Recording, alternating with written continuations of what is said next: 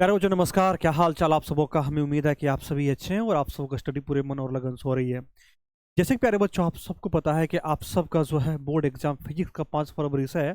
और प्यारे बच्चों अभी आपने रिसेंटली जो है बायोलॉजी का पेपर दिया है और आपको समझ में आ गया होगा कि गुरुजी जो पेपर आता है ना, जो क्वेश्चन आता है वो मतलब कि कहीं ना कहीं एनसीईआरटी के पूरे डेप्थ एंड है ना, कहते हैं डीप कंसेप्ट से आता है। ठीक है, तो इसके लिए प्यारे बच्चों फिजिक्स में जो है मतलब कि कैसे क्या किया जाए, तो मैंने सोचा कि इनको बेहतर करने के लिए, फिजिक्स को बेहतर करने के लिए आपका फॉर्मूला होना चाहिए। क्योंकि एनसीईआरटी अगर पूरा कवर कर लेते हैं तो आपका ऑब्जेक्टिव सेक्शन जो है वो पूरा कंप्लीट हो जाएगा। जैसा कि आप देख सकते हैं मेरे सामने प्यारे बच्चों, मतलब कि हम अभी आपको पूरा फॉर्मूला वन शॉट करने वाले हैं। मतलब कि चैप्टर 1 से लेकर के चैप्टर 15 तक का जितना टोटल फॉर्मूला फिजिक्स का एनसीईआरटी बेस्ड जितना भी है, और जहां से आपके ऑब्जेक्टिव प्रश्न बन सकते हैं। इवन कि प्यारे बच्चों इस वन शॉट में हम जो है सब्जेक्टिव में 2 मार्क्स प्रश्नों को भी कवर करने का प्रयास करेंगे। कुछ ऐसा टॉपिक या कुछ ऐसा फॉर्मूला है जो सब्जेक्टिव में भी आपको देखने के लिए मिल सकता है। बाकी मेरा जो मेन मोटिव है कि आपके ऑब्जेक्टिव प्रश्न एक भी न छूटे, अगर एनसीईआरटी बेस्ड प्रश्न आपके ऑब्जेक्टिव आता है तो। ठीक है, तो इसमें हम चैप्टर 1 से लेकर के चैप्टर 15 तक का हम जो है फॉर्मूला को देखेंगे। और प्यारे बच्चों इनसे पहले भी अगर आप फुल कोर्स पढ़ चुके हैं तो वहाँ पे हमने इसका सीरीज करवा चुका है और एग्जाम नज़दीक आ चुका है। तो मैं सोचा आपको आप ना कि आपको ये करा दूं ताकि आप जो है बहुत अच्छे से एग्जाम में स्कोर कर पाएंगे। मतलब कि आप सबको है ना जरूर इस सेशन को करना है, चाहे आप 2x में देखें चाहे दोगुना करके देखें।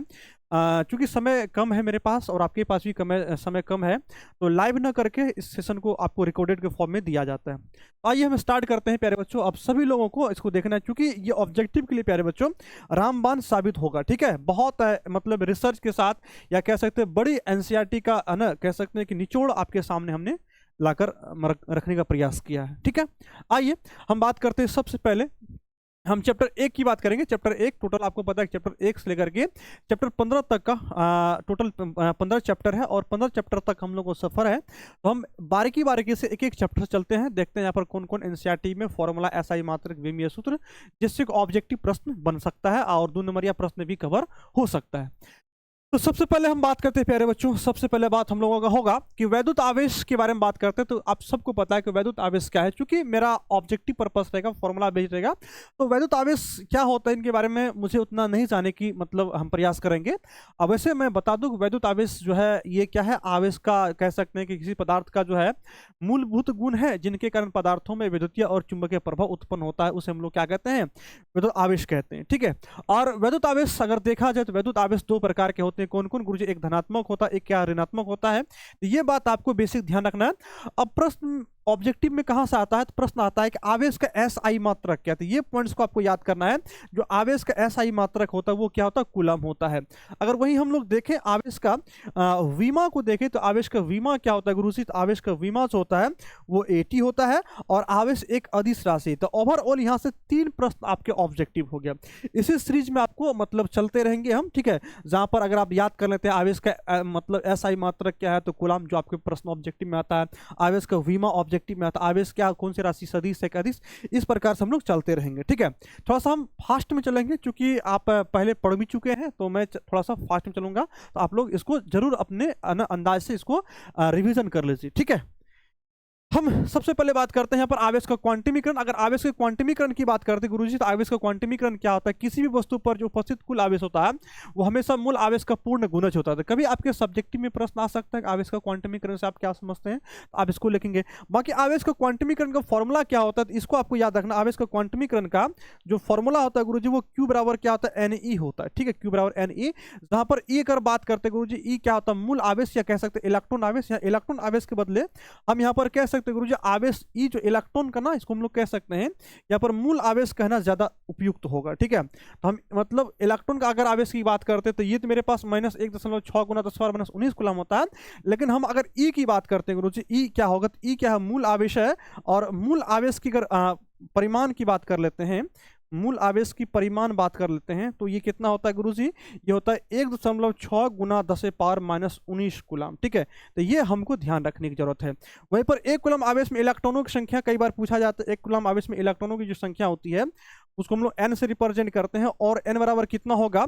तो 6.25 गुना 10⁻18। प्रश्न आपसे ये भी आ सकता है कि 1 कूलम आवेश में इलेक्ट्रॉन की संख्या कितनी होती है? 1 कूलम आवेश में इलेक्ट्रॉनों की संख्या 6.25 गुना 10⁻18 होता है। ठीक है, अगला बात हम लोगों को क्या ध्यान रखना है, या कि आवेश के लिए मतलब जो भौतिकी का नियतांक है, क्योंकि नियतांक से भी प्रश्न आपको देखने के लिए मिल सकता है। जैसे इलेक्ट्रॉन पर आवेश कितना होता है? -1.6 गुना 10⁻−19 कूलम होता है। इलेक्ट्रॉन का द्रव्यमान की बात करते हैं 9.1 गुना 10⁻31 kg होता है।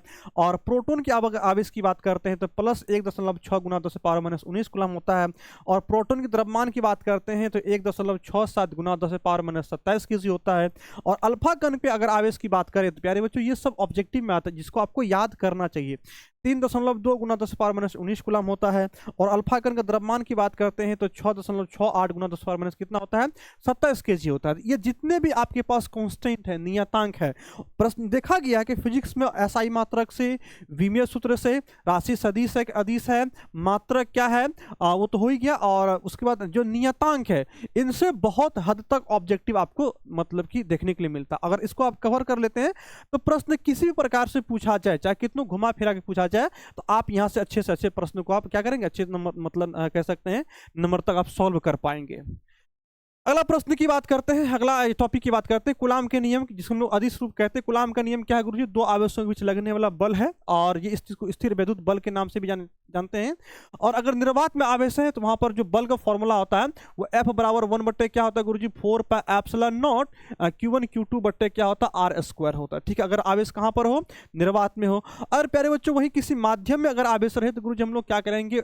F बराबर 1/4πε0 into epsilon R Q1 Q2 बट्टे R² होगा। और अगर इसको हम लोग सदिश के रूप में लिखे, कई बार देखा गया कूलाम के नियम का सदिश रूप, तो कूलाम के नियम का सदिश रूप क्या होगा? तो हम कहेंगे F बराबर जो सूत्र होता है 1/4πε0 Q1 Q2 बट्टे R² इंटू क्या होगा? कैप R होगा। ध्यान रखना, अगर कैप R रहेगा तो गुरुजी यहाँ पर R² होगा, अगर वेक्टर R रहेगा तो यहाँ पर गुरुजी R³ मोड में रहेगा। तो ये आपको कूलाम के नियम के सदिश रूप से भी ऑब्जेक्टिव आएगा। प्रश्न आएगा कूलाम के नियम के सदिश रूप निम्न में से क्या है? तो या तो आपके ऑप्शन में ये हो सकता है या आपके ऑप्शन में ये हो सकता है, इसलिए इस पर आपको अच्छे से पकड़ बनाना है। अगला टॉपिक हम लोगों का है यहाँ पर प्यारे बच्चों का आपेक्षिक परावैद्युता या विद्युतशीलता से है ना, जिसको हम लोग एप्सिलॉन आर से रिप्रेजेंट करते हैं। और एप्सिलॉन आर बराबर क्या होता है गुरुजी? एप्सिलॉन बट्टे एप्सिलॉन नॉट होता है। वही निर्वात की परावैद्युता की अगर बात करते हैं या विद्युतशीलता की बात करते हैं तो इसको हम लोग एप्सिलॉन नॉट से रिप्रेजेंट करते हैं। इसका गुरुजी मान कितना होता है? तो 8.85 गुना 10⁻12 कूलाम स्क्वायर प्रति न्यूटन प्रति मीटर स्क्वायर होता है। या इसको हम लोग क्या कह सकते हैं? फेराडे प्रति मीटर भी कह सकते हैं। अन्य मात्रा से हम क्या कहेंगे गुरुजी? फेराडे प्रति मीटर। यहाँ पर आपको देखिए लिखा हुआ है 8.85 गुना 10⁻12 और फेराडे प्रति मीटर, तो दोनों में से आपका कोई भी हो सकता है। कई बार आपको यह भी देखा गया कि निर्वात की विद्युतशीलता का जो मतलब मात्रक क्या होता है, मात्रक या मान कुछ भी हो सकता है। या एप्सिलॉन नॉट की विमा की बात करते हैं तो m पे पावर माइनस l पे पावर माइनस m पे पावर -1 l पे पावर -3 t a पे पावर 2 और t पे पावर 4 होता है। वही अगर हम लोग पानी की आपेक्षिक परावैद्युता की बात करते हैं, जो प्रश्न ऑब्जेक्टिव में काफी इंपॉर्टेंट हो जाता है, जिसको हम लोग विद्युतशीलता भी कहते हैं, इसका मान गुरुजी कितना 80 होता है। ठीक है, चलिए अगला बात करते हैं। अगर कूलाम के नियम की हम बात करते हैं, कूलाम के नियम के नियतांक इसको लोग स्थिर वैद्युत बल नियतांक कहते हैं, जिसको हम लोग स्मॉल k से रिप्रेजेंट करते हैं। और स्मॉल k का मान कितना होता है? तो 1/4πε0 होता है, जहां पर k का मान कितना होता है? तो 9 गुना 10⁻9 9 गुना 10 कितना होता है गुरुजी? 9 और न्यूटन मीटर स्क्वायर प्रति कूलम। तो ये k का मान भी आपको याद करने की जरूरत है। ठीक है, अगला प्रश्न में चलता है, अगला टॉपिक में चलता है। अगर क्या हो मतलब कि बहुल आवेश के बीच अगर बल को ज्ञात करना हो, अगर अध्यारोपण के सिद्धांत की बात करते हैं, तो किसी आवेश Q पर जो अन्य आवेशों का लगने वाला बल जो होता है, मान लेते हैं कोई आवेश यहाँ पर Q है या Q1 मान लीजिए, इसके अगर इर्द गिर्द में और आवेश Q2 है और मान लीजिए Q3 है ना, इस प्रकार से बहुत सारा आवेश है, उसी हम लोग कहते हैं बहुल आवेश पर लगने वाला बल। तो वहाँ किसी एक आवेश पर लगने वाला बल जो होगा, कुल बल F1 की अगर बात करते हैं, F12 प्लस F2 है ना, F13 वेक्टर के रूप में, मतलब सदिश योग के क्या होगा? योग के बराबर होता है, क्योंकि ये सदिश राशि है। तो vector F12 plus vector F13 plus dot dot vector F1n होगा। इस प्रकार से बहुल आवेशों के बीच बल का सूत्र आप याद रख सकते हैं। बाकी बात करते हैं हम लोग अगला पॉइंट्स की देखते हैं। तो कहता है वैद्युत क्षेत्र की तीव्रता, प्रश्न आपके सब्जेक्टिव में भी आ सकता है। वैद्युत क्षेत्र की तीव्रता से आप क्या समझते हैं? तो कहना है किसी बिंदु आवेश पर विद्युत क्षेत्र की तीव्रता उस पर रखे परीक्षण आवेश Q नोट पर लगने वाला बल और परीक्षण आवेश के अनुपात को हम लोग क्या कहते हैं? वैद्युत क्षेत्र की तीव्रता कहते हैं। और वैद्युत क्षेत्र की तीव्रता को हम लोग जनरली इस रिप्रेजेंट करते हैं, E बराबर क्या होता है? F/Q note. क्या होता है? F/Q नोट होता है। या आप इसे वेक्टर के रूप में भी लिख सकते हैं। तो वेक्टर E बराबर आप इसको क्या लिखेंगे?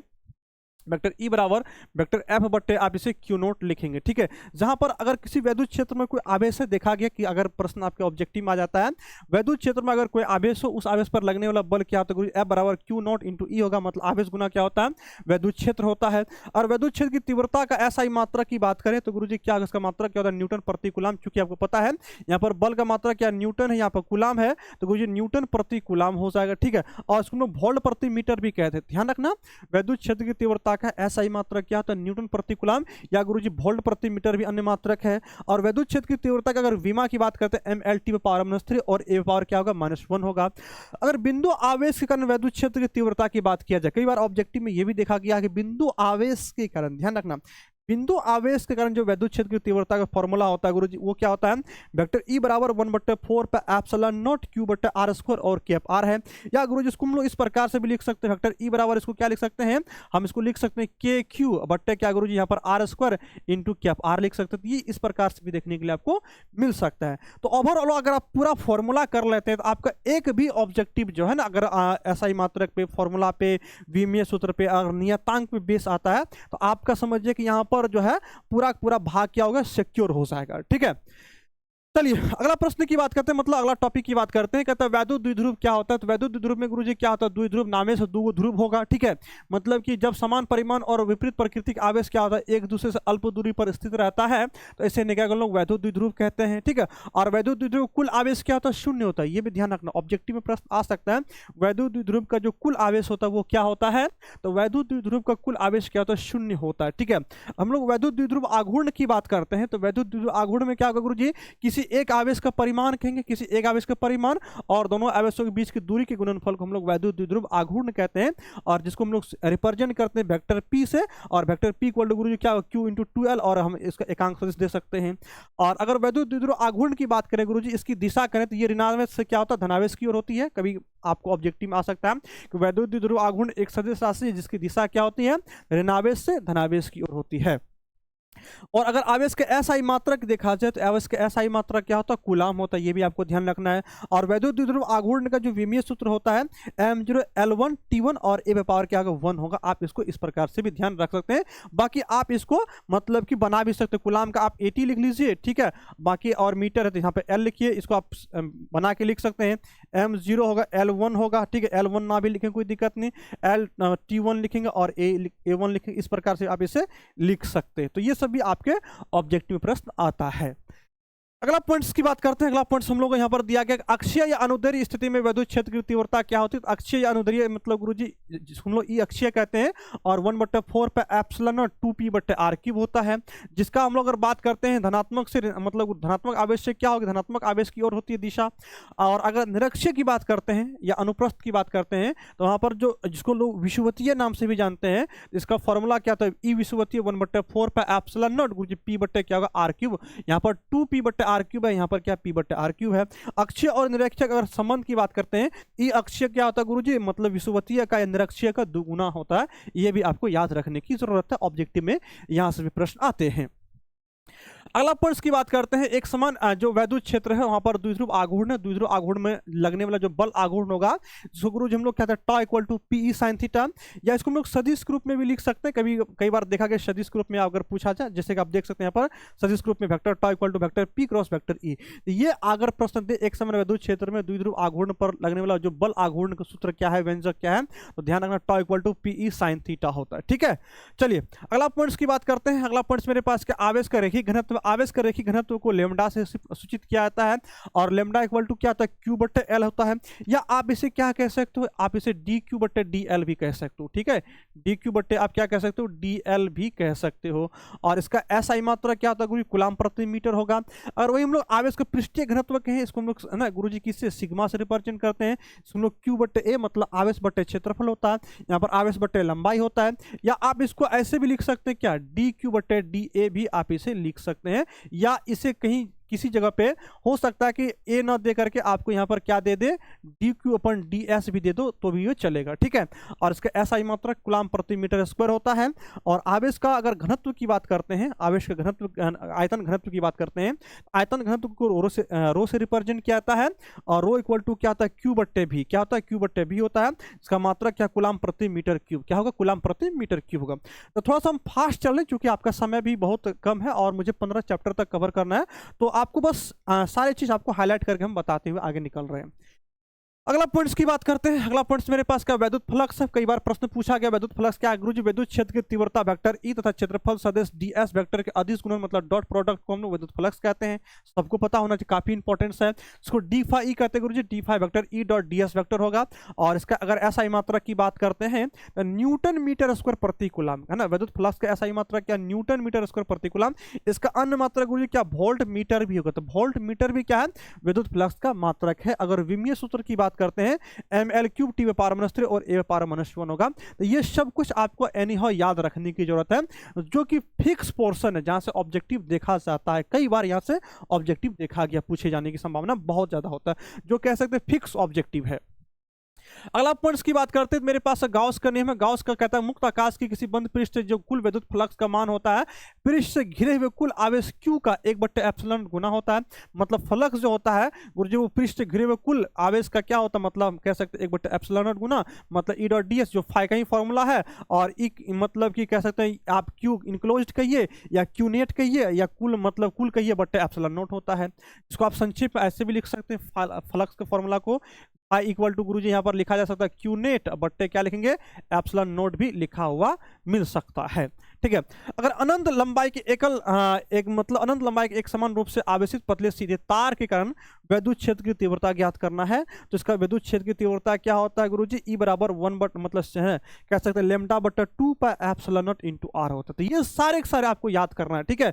ये सारे के सारे आप जितना याद कर लेंगे समझिए उतना आपका ऑब्जेक्टिव क्या होता है, सिक्योर हो जाता है।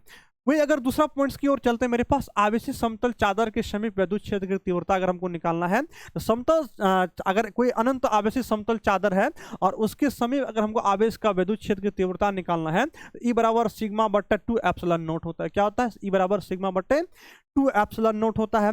वही अगर आवेशित पतले गोलीय चालक के बाहर विद्युत क्षेत्र हमको निकालना होता है तो वो जस्ट लाइक बिंदु आवेश के कारण जो विद्युत क्षेत्र की तीव्रता होती है ई बराबर 1/4 पे एप्सिलॉन नोट क्यू बट्टे आर स्क्वायर इस प्रकार से होता है। अगला अगर बात करते हैं आवेशित पतले गोलीय चालक के पृष्ठ पर विद्युत क्षेत्र की तीव्रता अगर बात करते हैं सिग्मा बट्टे एप्सिलॉन नोट होता है। आवेशित पतले गोलीय पृष्ठ के समीप विद्युत क्षेत्र की तीव्रता हो गया। और जहां पर अगर आवेशित पतले गोलीय चालक के भीतर अगर विद्युत क्षेत्र की तीव्रता की बात करते हैं भीतर क्या होता है, शून्य होता है। ये आपको ध्यान रखना है, ठीक है। तो काफी मतलब कि इंपॉर्टेंट सब ये पॉइंट्स है जो ऑब्जेक्टिव के लिए काफी रामबाण होता है आपके लिए, ठीक है। तो ये आपका चैप्टर 1 कंप्लीट हो गया। अब हम लोग चैप्टर 2 में चलते हैं। चैप्टर 2 भी, चैप्टर 3, चैप्टर 4 इस प्रकार से 15 चैप्टर तक जाएंगे, ठीक है। हालांकि शुरू के चैप्टर मतलब पार्ट 1 बुक में आपको ज्यादा फॉर्मूला देखने को मिलता है, सेकंड बुक में थोड़ा सा आपको फॉर्मूला कम देखने के लिए मिलेगा। और शुरुआती में फिजिक्स में फॉर्मूला ज्यादा होता है, इसलिए आपको थोड़ा सा इसमें पैसेंस रख के तैयारी करना है। और ये सारे फॉर्मूला आप पहले भी पढ़ चुके हैं ना, और आप बस रिवीजन कर लीजिए। क्लास सिर्फ पर्पस है आपको रिवीजन करवा देना ताकि ऑब्जेक्टिव आपका कोई भी न छूटे। चलिए अगला टॉपिक की बात करते हैं। इसमें क्या है, विद्युत विभव है। तो विद्युत विभव मतलब क्या होता है, एकांक परीक्षण आवेश को क्या कहते हैं, अनंत से जब विद्युत क्षेत्र में लाते हैं तो किसी बिंदु पर लाने में जो किया गया कार्य है वो विद्युत विभव कहलाता है। और विद्युत विभव भी बराबर क्या होता है, डब्ल्यू बट्टा क्यू नोट होता है। और विभवांतर की बात करते हैं गुरुजी, विद्युत क्षेत्र में एकांक परीक्षण धनावेश को एक बिंदु से दूसरे बिंदु तक ले जाने में उस बिंदु के बीच जो विभवांतर मतलब उस बिंदु के बीच में जो विभव में अंतर होता किया गया कार्य, उन जो कार्य करते हैं वही कार्य क्या होता है, विभवांतर के रूप में मतलब देखने के लिए मिलता है। और इसको हम लोग बी ए बी से रिप्रेजेंट करेंगे, बी ए माइनस बी बी करेंगे और डब्ल्यू बट्टे क्यू कह सकते हैं। और ये आपको तो बेसिक चीज। बाकी यहाँ पर मतलब विद्युत विभव का आपको जो फॉर्मूला डब्ल्यू बट्टे क्यू नोट है ये आपको काफी इंपॉर्टेंट हो जाता है ऑब्जेक्टिव के लिए। और विद्युत विभव या विभवांतर दोनों का मात्रक अगर विमीय सूत्र देखा जाए दोनों सेम ही है। विद्युत विभव या विभवांतर का एसआई मात्रक क्या होता है, जूल बट्टे कूलम होता है। चूंकि आपने देखा भी बराबर क्या होता है, डब्ल्यू बट्टे क्यू। भी बराबर क्या है, डब्ल्यू बट्टे क्यू है, तो मतलब डब्ल्यू का मात्रक जूल, यहाँ पर कूलम तो जूल बट्टे कूलम। और जूल बट्टे कूलम को जूल प्रति कूलम को हम लोग क्या वोल्ट कहते हैं। इसे हम लोग वोल्ट भी कह सकते हैं। इसे क्या कह सकते हैं, इसे वोल्ट भी कहा जा सकता है।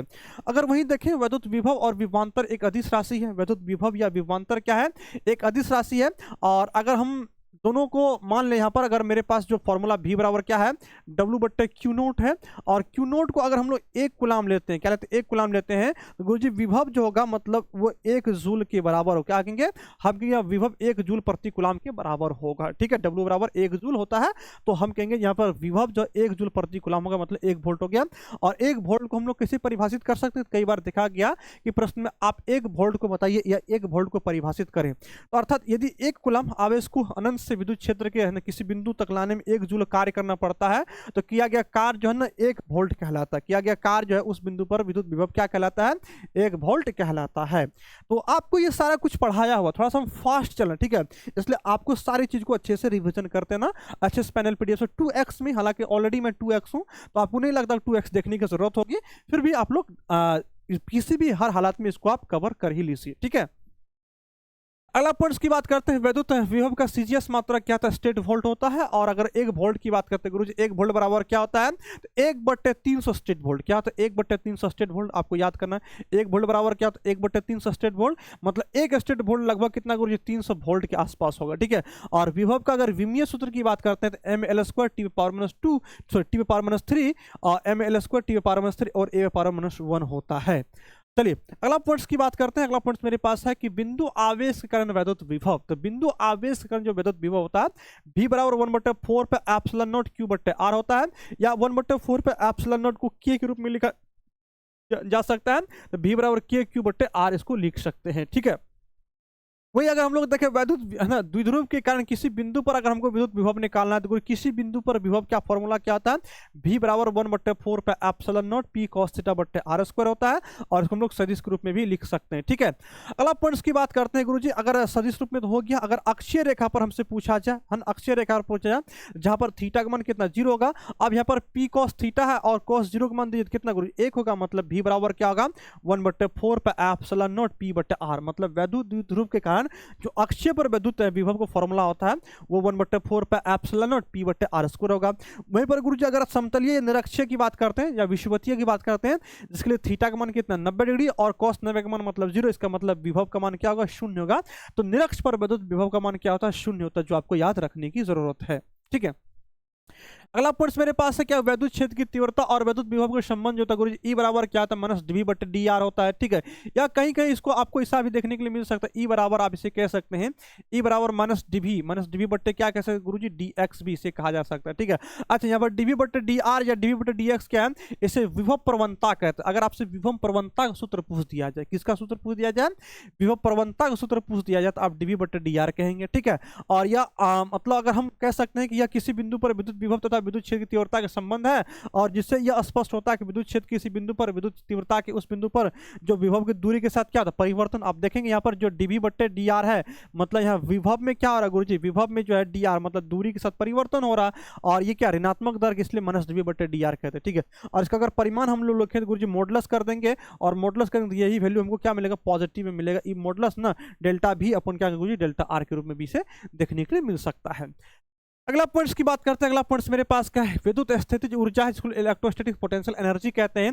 ये किसी बिंदु है ना, किसी बिंदु को है ना विद्युत क्षेत्र को अनंत से विद्युत क्षेत्र के लाने में विद्युत बल के विरुद्ध जो कार्य करते हैं, किया गया कार्य उस है ना किया गया कार्य होता है उस बिंदु पर क्या होता है आवेश है ना, किया गया कार्य उस बिंदु पर उस आवेश को विद्युत स्थितिज ऊर्जा कहलाती है। और विद्युत उस स्थितिज ऊर्जा को सिंपल सी बात है, विद्युत स्थितिज ऊर्जा क्या, तो गुरुजी अगर आवेश को विद्युत क्षेत्र में एक बिंदु से दूसरे बिंदु तक ले जाते हैं, तो ले जाने में जो कार्य करना पड़ता है वही विद्युत स्थितिज ऊर्जा कहलाती है, मतलब संचित होता है, ऊर्जा के रूप में संचित हो जाता है, और इसको U या UE से सूचित किया जाता है।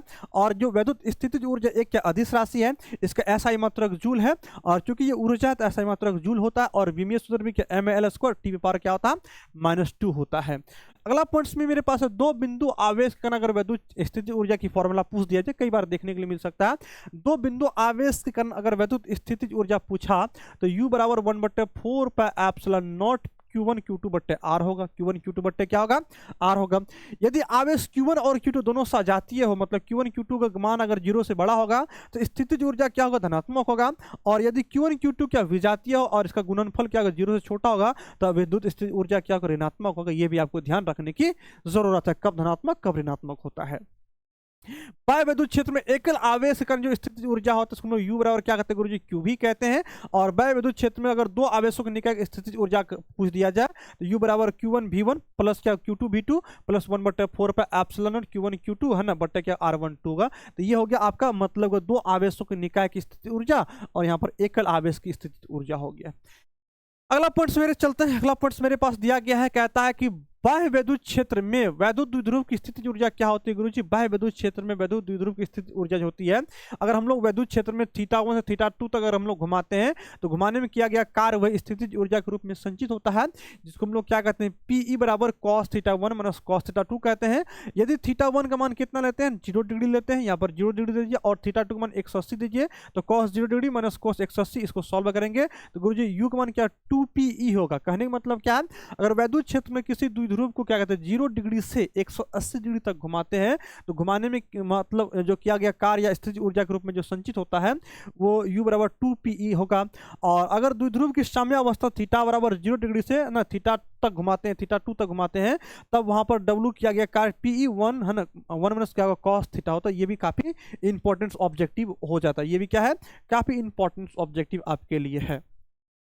अगला पॉइंट्स की बात करते हैं। अगला पॉइंट्स मेरे पास क्या है, यदि संदर्भ स्थिति अगर θ1 का मान 90 लेते हैं और θ2 का मान कितना लेते हैं, हम जो थीटा लेते हैं तो मेरे पास क्या था Pe cos कितना θ1 माइनस θ2 था, तो cos 90 degree minus cos theta, तो गुरु cos 90 का मान अगर हम लोग यहाँ पर देंगे कितना 1 होगा, और cos थीटा मतलब यहाँ पर कितना थीटा ही है, तो Pe cos थीटा मतलब हमको निकल गया, ठीक है 1 माइनस कितना, तो कह सकते U बराबर माइनस Pe cos थीटा, ठीक है इसको सॉल्व किया जाएगा। तो और अगर थीटा का मान 0 डिग्री लेते हैं, इसमें अगर थीटा का मान 0 लेते हैं तो मतलब W बराबर क्या होगा P cos 0, और cos 0 का मान 1 होता है, मतलब जो स्थितिज ऊर्जा वो क्या होगा मिनिमम होगा, ठीक है। मतलब कि वैद्युत स्थितिज ऊर्जा क्या था न्यूनतम होता, और जब न्यूनतम होगा इसको हम लोग अस्थायी साम्य अवस्था कहते हैं, क्या कहते हैं अस्थायी साम्य अवस्था कहते हैं।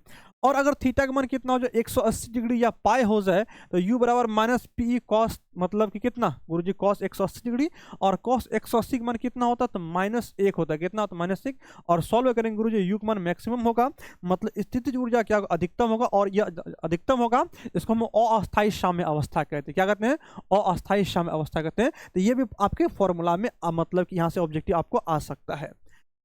अगला पॉइंट्स जो काफी इंपॉर्टेंट है इलेक्ट्रॉन वोल्ट वाला है। इलेक्ट्रॉन वोल्ट क्या होता है गुरुजी, ये ऊर्जा का मात्रक है, मतलब इलेक्ट्रॉन वोल्ट क्या है, ये ऊर्जा का छोटा मात्रक। कई बार पूछा गया इलेक्ट्रॉन वोल्ट क्या, ऊर्जा का छोटा मात्रक है। मतलब अगर आप सब्जेक्टिव में आ जाए एक इलेक्ट्रॉन वोल्ट से आप क्या समझते हैं, तो कहेंगे जब है ना, जब एक मूल आवेश को मतलब मूल आवेशकण को 1 वोल्ट के विभवांतर से त्वरित किया जाता है, तो त्वरित करने में जो किया गया कार्य होता है, मतलब वहां पर जो गुरुजी हम कहेंगे जो त्वरित करने के लिए जो कार्य होगा वही ऊर्जा जो होती है वो 1 इलेक्ट्रॉन वोल्ट होगी, और 1 इलेक्ट्रॉन वोल्ट बराबर कितना 1.6 गुना 10⁻⁻19 जूलन कितना होता है 1 इलेक्ट्रॉन वोल्ट बराबर। कई बार पूछा गया 1 इलेक्ट्रॉन वोल्ट जो होता है 1.6 गुना 10⁻⁻19 जूल होता है।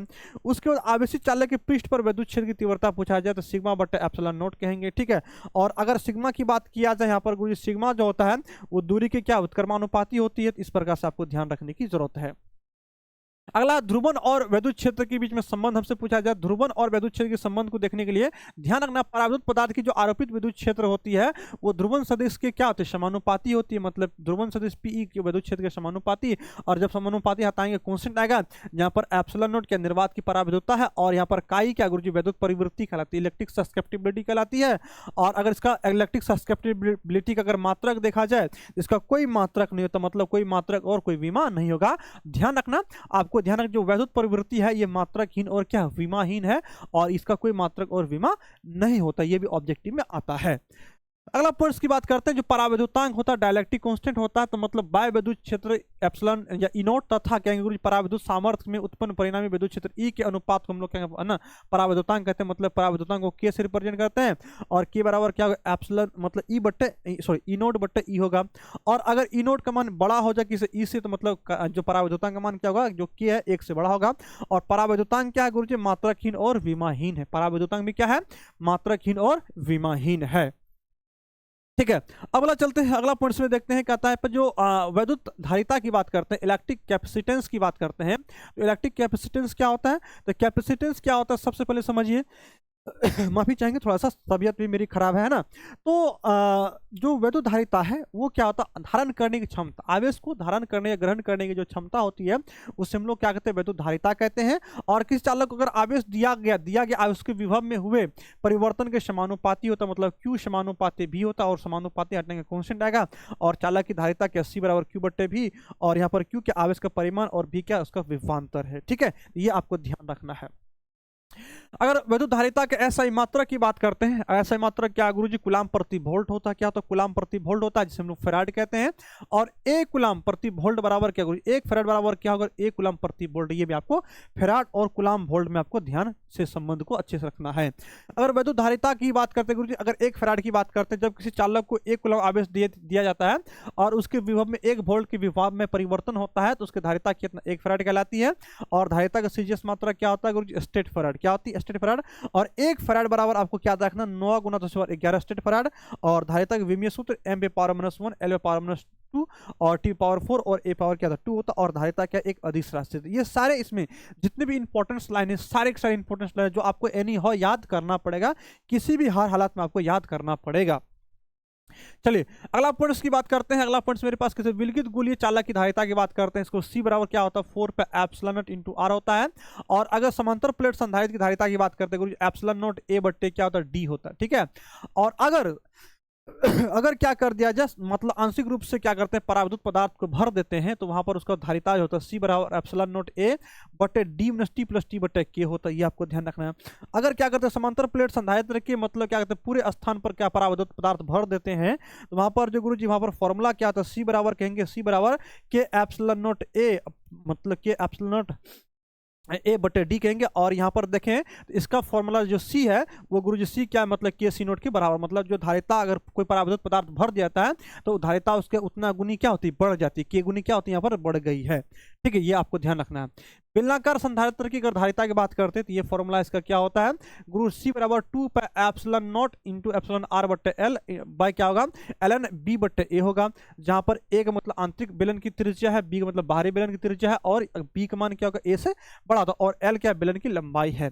और गोलीय संधारित्र की धारिता की बात करते हैं गुरुजी, C बराबर एप्सिलॉन नॉट होता है 4 पे एप्सिलॉन नॉट A B बट्टे क्या? A माइनस B होता है। तो ये सारे इंपॉर्टेंस लाइन आपको याद करने की जरूरत है।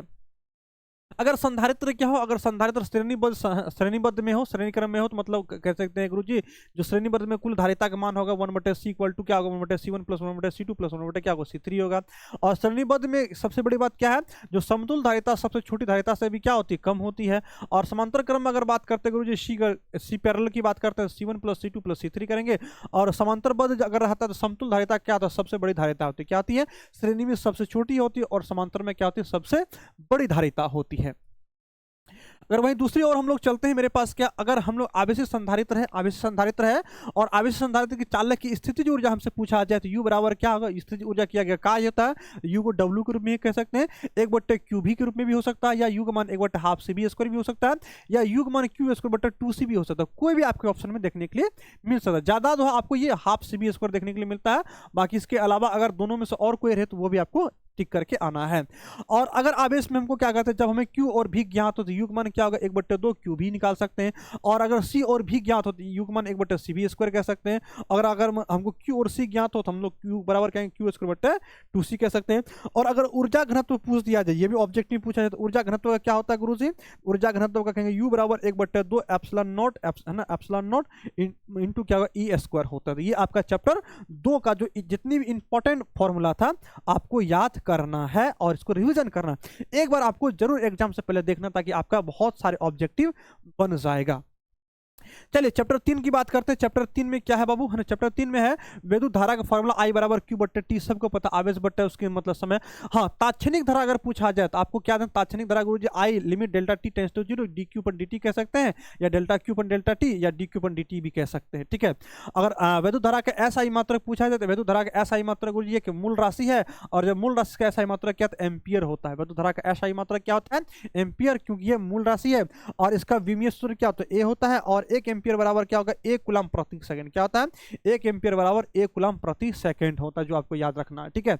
और वैद्युत धारा की सीजीएस मात्रा की बात करते हैं, वैद्युत धारा का सीजीएस मात्रा क्या होगा, सीजीएस मात्रा प्यारे बच्चों स्टेट एम्पियर होता है। क्या होता है स्टेट एम्पियर, ध्यान रखना, ठीक है।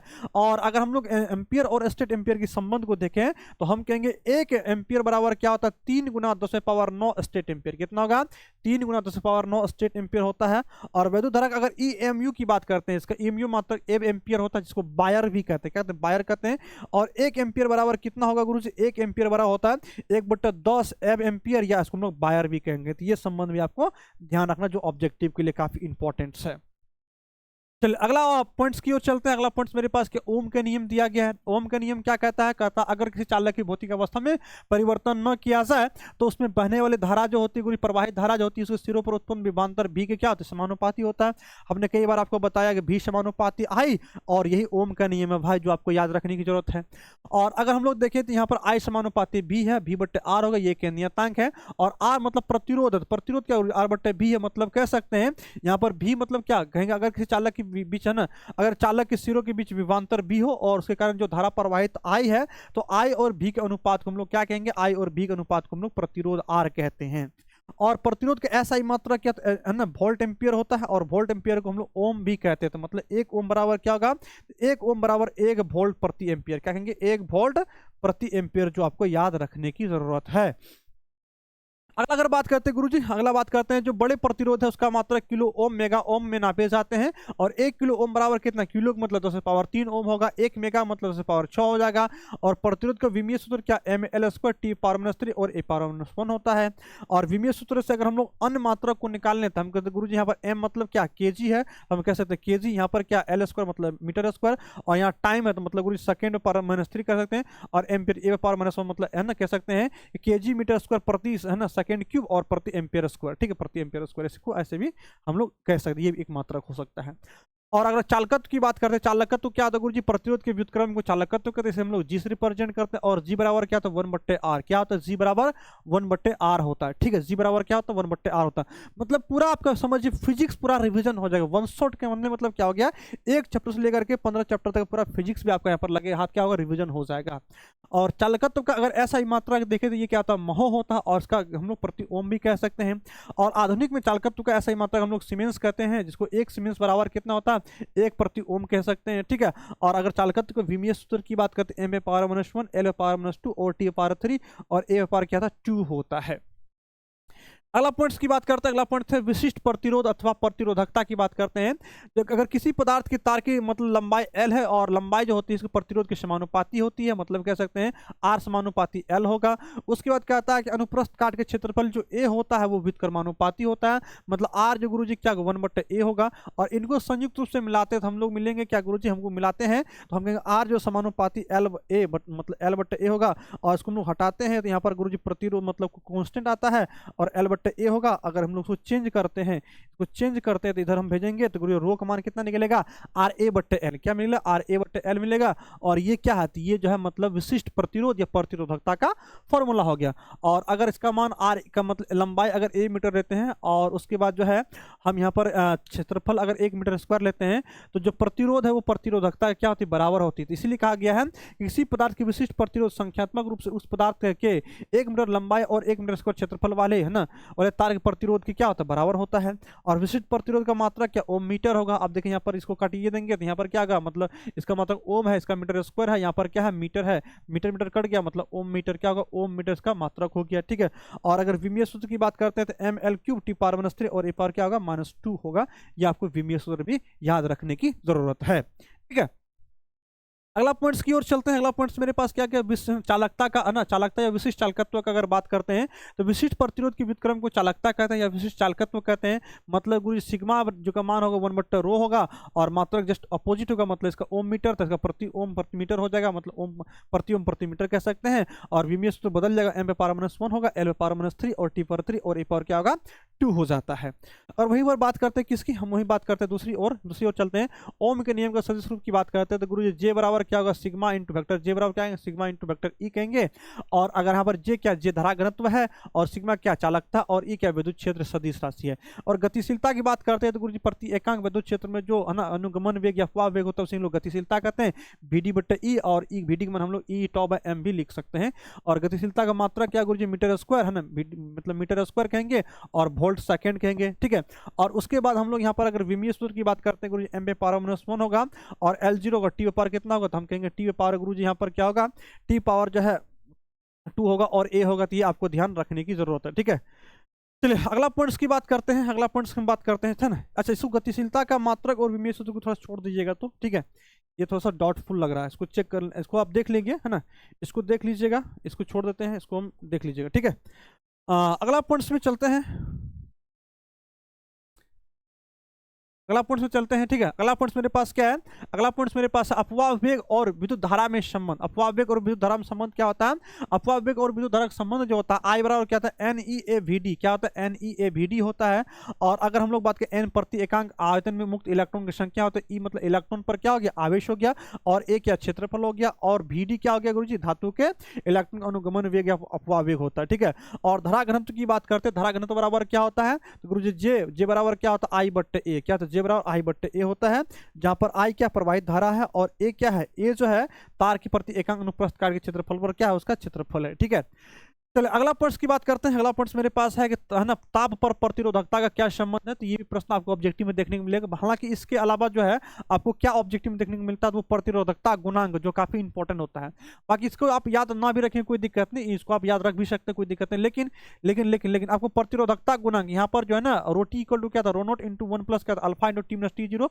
जो अल्फा ये क्या अल्फा जो है ये प्रतिरोधकता गुणांक है, प्रतिरोधकता गुणांक है।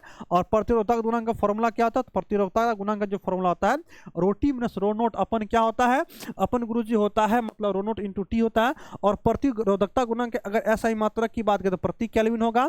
और विमीय सूत्र M0 L0 T0 और थीटा पर क्या -1 होगा मतलब प्रति थीटा कह सकते हैं, ठीक है। और ये जो है अर्धचालक के लिए प्रतिरोधकता ताप गुणांक का मान हमेशा क्या होता है ऋणात्मक होता है, जो काफी इंपॉर्टेंट ऑब्जेक्टिव के लिए, ठीक है, काफी इंपॉर्टेंट है ऑब्जेक्टिव के लिए, ठीक है। विद्युत ऊर्जा की बात करते हैं, विद्युत ऊर्जा बराबर जो हम लोग W बराबर क्या कहते हैं VIT भी कह सकते हैं, या इसको I स्क्वायर RT भी कह सकते हैं, या V स्क्वायर बटे R इंटू टी, ये किसी भी रूप में आपको देखने को मिलेगा। ये तो जूल में है, अगर इसको कैलोरी में लिखेंगे तो गुरुजी VIT बटे मतलब 2.4 से भाग देना पड़ेगा। सब में 4.2 से है ना भाग देंगे, सब कैलोरी में कन्वर्ट होगा, सब क्या होगा कैलोरी में कन्वर्ट होगा। जितना था सब में आपको क्या करना है मतलब कि 4.2 से भाग देंगे तो वो कैलोरी में कन्वर्ट हो जाता है, ठीक है। और अगर जूल के उष्मीय प्रभाव की बात करते हैं जो ऑब्जेक्टिव में भी आता है सब्जेक्टिव में काफी इंपॉर्टेंट है। यदि किसी चालक का प्रतिरोध R है उसमें धारा I प्रवाहित हो रही है ना, या I बहे तो उसमें उत्पन्न ऊष्मा जो होता है H बराबर क्या होता है I स्क्वायर RT, क्या होता है I स्क्वायर RT रूप में भी हो सकता है, या इसको आप VIT भी कह सकते हैं, या V स्क्वायर R ना V स्क्वायर बट्टे आप V स्क्वायर बट्टे R इंटू टी भी कह सकते हैं। अगला है, अगला पॉइंट्स की बात करते हैं। अगला पॉइंट सबके पास क्या विद्युत ऊर्जा का वाणिज्यिक मात्रक, ठीक है, जिसको BTU भी कहते हैं, बोर्ड ऑफ ट्रेड यूनिट भी कहते हैं। ये यूनिट मतलब यूनिट या किलोवाट यूनिट होता है, ठीक है। तो एक यूनिट बराबर कितना होता है, कई बार पूछा गया ऑब्जेक्टिव में 3.6 गुना 10⁻6 जूल होता है। और अगर विद्युत शक्ति की बात करें तो प्रति एकांक है ना P बराबर W बट्टे T कह सकते हैं गुरुजी, प्रति एकांक समय में किया गया कार्य होता है वही विद्युत शक्ति कहलाता है। और अगर P का फॉर्मूला एक और रूप में देखें तो P बराबर VI भी मिल सकता है, या P बराबर I स्क्वायर R भी, या V स्क्वायर R, जो आपके 2025 में यहाँ से ऑब्जेक्टिव ये वाला पूछा गया था, ठीक है। दूसरी ओर चलते हैं, विद्युत शक्ति के SI मात्रा की बात करते हैं तो गुरुजी SI मात्रक वाट और किलोवाट होता है। 1 वाट बराबर कितना, 1 वाट बराबर गुरुजी 1 गुना 1 जूल प्रति सेकंड होगा। और 1 किलोवाट की बात करते हैं, 1 किलोवाट बराबर कितना गुरुजी, 1 किलोवाट बराबर हम कह सकते हैं 1000 जूल प्रति सेकंड कह सकते हैं, ठीक, 1000 वाट कहेंगे। और एक शक्ति बराबर 746 वाट, कितना होता है 746 वाट, ये भी आपको याद रखने की जरूरत है। अगला अगर हम लोग प्रतिरोध को क्या कहते हैं श्रेणी क्रम में संयोजन करते हैं, प्रतिरोध को अगर श्रेणी क्रम में संयोजन करते हैं, यदि अनेक प्रतिरोध हो R1 R2 R3 हो, और अगर श्रेणी क्रम में जोड़ते हैं तो तुल्य प्रतिरोध जो RS का मान होगा R1 plus R2 plus R3 हो जाएगा, ठीक है। और सबसे मजेदार पॉइंट है कि श्रेणी क्रम में जो जुड़े तुल्य प्रतिरोध होते हैं, तुल्य प्रतिरोध उनके प्रतिरोध के योग के क्या होता है बराबर होता है ना। तुल्य प्रतिरोध का मान कहते अन्य प्रतिरोधों के योग के मतलब उनके प्रतिरोध जितने जुड़ेगा है ना, इसलिए कहते हैं श्रेणी क्रम में जुड़े प्रतिरोधों का तुल्य प्रतिरोध अनेक है ना ना उनके प्रतिरोधों के योग के बराबर होता है। आर एस का मान होगा R1 plus R2 plus R3 Rn तक जाएगा। और श्रेणी क्रम में तुल्य प्रतिरोध आर एस का मान जो होता है क्या संयोजन में सबसे बड़े प्रतिरोध से भी क्या होता है अधिक होता है। और परिपथ में अगर अधिकतम तुल्य प्रतिरोध प्राप्त करना है तो उसको किस क्रम में श्रेणी क्रम में जोड़ा जाता है। और श्रेणी क्रम में सभी प्रतिरोधों का मान समान है ना, सभी प्रतिरोधों में क्या होता है गुरुजी समान धारा प्रवाहित होती है। लेकिन हम क्या अगर विभव की मान करते हैं विभव क्या अलग अलग क्या विभव अलग अलग होगा। अगर हम लोग समांतर क्रम की बात करते हैं समांतर क्रम में अनेक प्रतिरोध है तो 1 आरपी का जो मान होता है 1 R1 plus 1 R2 plus 1 R3 होता है। और मजेदार पॉइंट्स ये है कि समांतर क्रम में जुड़े गए जो है तुल्य प्रतिरोध जो होता है व्युत्क्रम है ना, मतलब कि जुड़े गए प्रतिरोधों का व्युत्क्रम उन सभी प्रतिरोधों के व्युत्क्रम के योग के बराबर होता है, मतलब इसमें उल्टा हो जाता है, क्या होता है उल्टा होता है, ठीक है। और तुल्य प्रतिरोध का मान जो होता है वो क्या होता है सबसे छोटे प्रतिरोध से भी क्या होता है छोटा होता है। संयोजन में सबसे छोटे प्रतिरोध से भी क्या होता है उसका मान कम होता है। और सभी प्रतिरोधों के सिरों पर समान विभवांतर होता है। विभवांतर का मान है ना, अगर समांतर क्रम की बात करते हैं यहाँ पर विभवांतर का मान क्या होता है समान होता है, ठीक है। और अगर परिपथ में हमको न्यूनतम तुल्य प्रतिरोध प्राप्त करना होता तो हमें क्या करना पड़ेगा, हमें समांतर क्रम में जोड़ना पड़ेगा। हमें किस क्रम में, हमें समांतर क्रम में जोड़ना पड़ेगा, ठीक है। अगला पॉइंट्स की बात करते हैं, मेरे पास अगला पॉइंट है विद्युत वाहक बल, इसको इलेक्ट्रोमोटिव फोर्स कहते हैं। ये क्या होता है इसका फॉर्मूला ई बराबर क्या होता है W/Q, क्या होता है W/Q होता है, मात्रक वही वोल्ट होता है और विमीय सूत्र वही जो विभव का होता है ml² T⁻³ और A⁻⁴ होता है। अगला पॉइंट्स की बात करते हैं टर्मिनल विभवांतर है ना, टर्मिनल विभवांतर की बात करते हैं। टर्मिनल विभवांतर और अगर फॉर्मूला की बात करते हैं तो V = क्या करूँ जी मतलब W external/Q है ना। और अगर हम लोग EMF और टर्मिनल विभवांतर और आंतरिक प्रतिरोध में संबंध के मतलब ई बराबर क्या होगा V + IR कहेंगे। और अगर हम लोग V का मान निकालते E - IR कह सकते हैं। अगर R नेट R प्लस मतलब आंतरिक प्रतिरोध और बाह्य प्रतिरोध दोनों योग करेंगे तो I का मान क्या होगा R बट्टे मतलब E/R + R हो जाता है तब धारा का मान। और किरचॉफ के नियम की बात करते हैं तो किरचॉफ के दो नियम है, एक KCL है एक KVL है। मतलब KCL को किरचॉफ का प्रथम नियम या इसको संधि नियम भी कहते हैं। इसमें मिलने वाले सभी धाराओं के बीजगणितीय योग क्या होता है शून्य होता है, मतलब समेशन I = 0 होगा। और ये आवेश संरक्षण के सिद्धांत पर आधारित है। किस पर आधारित है, आवेश संरक्षण के सिद्धांत पर आधारित है। वही अगर किरचॉफ के दूसरा नियम की बात करते हैं लूप नियम जिसको हम लोग कहते हैं, ठीक है लूप, इसमें जो है सभी मतलब गुरु सही अवयव का जो है कुल प्रतिरोधों का बीज मतलब विभवांतरों का बीजगणितीय योग क्या होता है शून्य होता है। समेशन V = क्या है 0 होगा और यह ऊर्जा संरक्षण नियम का पालन करता है, ठीक है सी। चलिए अगर व्हीटस्टोन सेतु की बात करते हैं तो व्हीटस्टोन सेतु क्या गुरु जी एक ऐसी युक्ति इसमें कुल कितने 4 प्रतिरोध होता है, कुल कितने 4 प्रतिरोध होता है। और 4 में से क्या होता है कि मतलब जो 2 है ना, मतलब 4 में से कोई 3 ज्ञात रहता है और एक जो है अज्ञात रहता है तो हम लोग उसी को ज्ञात करते हैं। अगर व्हीटस्टोन सेतु संतुलित है तो संतुलित की अवस्था में क्या होता है कि दो संलग्न भुजाओं के प्रतिरोध का अनुपात जो होता है शेष दो संलग्न भुजाओं के प्रतिरोध का अनुपात क्या होता है बराबर होता है। और अगर संतुलित होता है बैलेंस रहता है व्हीटस्टोन सेतु तो गैल्वेनोमीटर में क्या होता है कोई धारा प्रवाहित नहीं होती, धारा का मान क्या होता है शून्य होता है, ठीक है। और अगर व्हीटस्टोन सेतु संतुलित है तो P/Q = क्या होगा R/S होगा। और यह सिद्धांत से उपयोग से प्रतिरोध को हम लोग क्या कहते हैं मापने है ना, प्रतिरोध को हम लोग इसके द्वारा ज्ञात कर सकते हैं, किसी एक अज्ञात प्रतिरोध को ज्ञात कर सकते हैं। अगला मेरे पास क्या है कि मीटर सेतु है या विसर्पित तार सेतु, इसको मीटर ब्रिज है ना स्लाइड वायर ब्रिज कहते हैं। ये क्या होता है तो यह जो व्हीटस्टोन सेतु के सिद्धांत पर आधारित है, सबसे आपको ध्यान रखना है। और इसकी सहायता से किसी अज्ञात प्रतिरोध का मान ज्ञात किया जा सकता है, ठीक वही चीज है। और अगर इसमें आप मान लेते हैं कि यहाँ पर R अज्ञात प्रतिरोध है ज्ञात है और S अज्ञात है और L संतुलन बिंदु की लंबाई है। और अगर हम लोग उसकी लंबाई को 100 सेंटीमीटर लेते हैं तो R/S = क्या है ना L/100 - L होगा। और आप S का मान निकाल सकते हैं या किसी R का मान निकाल सकते हैं। तो S का अगर मान निकालते हैं तो 100 - L/L इंटू क्या होगा मतलब R होगा। और अगर S की अगर इसको इस प्रकार से R को आगे भी लिख सकते हैं 100 - L/L के रूप में भी इसे लिखा जा सकता है, ठीक है। अगला विभव मापिक सिद्धांत, विभव मापिक सिद्धांत काफी इंपॉर्टेंट। विभव मापिक सिद्धांत जो होता है उसमें मतलब विभवांतर जो होती है विभव भी जो होती है तार की लंबाई क्या होती है समानुपाती, V समानुपाती L होता है, ठीक है। और जब समानुपाती हटाएंगे कांस्टेंट लाते हैं यहाँ पर K क्या है विभव समानुपाती हम लोग लिख सकते हैं V = KL भी लिख सकते हैं। V बराबर क्या लिखेंगे V बराबर हम लोग KL भी लिख सकते हैं। यहाँ पर K क्या है तो विभव प्रवणता है, K क्या विभव प्रवणता है। और विभव प्रवणता मतलब हम इसको लिख सकते हैं V/L = K। और यहाँ पर K बराबर क्या V/L होगा जो क्या होता है प्रति एकांक लंबाई में विभव है ना विभवांतर को दर्शाता है विभव है ना, तो ये विभव प्रवणता कहलाता है। चलिए चैप्टर 4 में आगे हम लोग चैप्टर 4 की बात करते हैं कि चुंबकीय क्षेत्र। चुंबकीय क्षेत्र में वह क्षेत्र है जिसमें कोई अन्य किसी चुंबक विद्युत धारा अथवा क्या गतिमान आवेश के कारण चुंबकीय बल का अनुभव करता है उसे हम लोग चुंबकीय क्षेत्र कह सकते हैं। इसको वेक्टर बी से रिप्रेजेंट करते हैं, यह एक सदिश राशि है। और उसके बाद अगर जब किसी चालक में वैद्युत धारा प्रवाहित की जाती है तो उसके चारों ओर क्या होता है चुंबकीय क्षेत्र उत्पन्न होता है, ये आपको याद रखना। और इस घटना को हम लोग क्या कहते हैं वैद्युत है, इस घटना को वैद्युत धारा का चुंबकीय प्रभाव मैग्नेटिक इफेक्ट ऑफ करंट भी कहते हैं। है। और अतः विद्युत चुंबकीय क्षेत्र का स्रोत विद्युत धारा और क्या गतिमान आवेश भी हो सकता है। ठीक है, ये काफी इंपॉर्टेंट ऑब्जेक्टिव के लिए, जो चुंबकीय क्षेत्र का स्रोत क्या हो सकता है, तो विद्युत धारा भी हो सकता है और गतिमान आवेश भी हो सकता है, विद्युत धारा और गतिमान आवेश भी हो सकता है।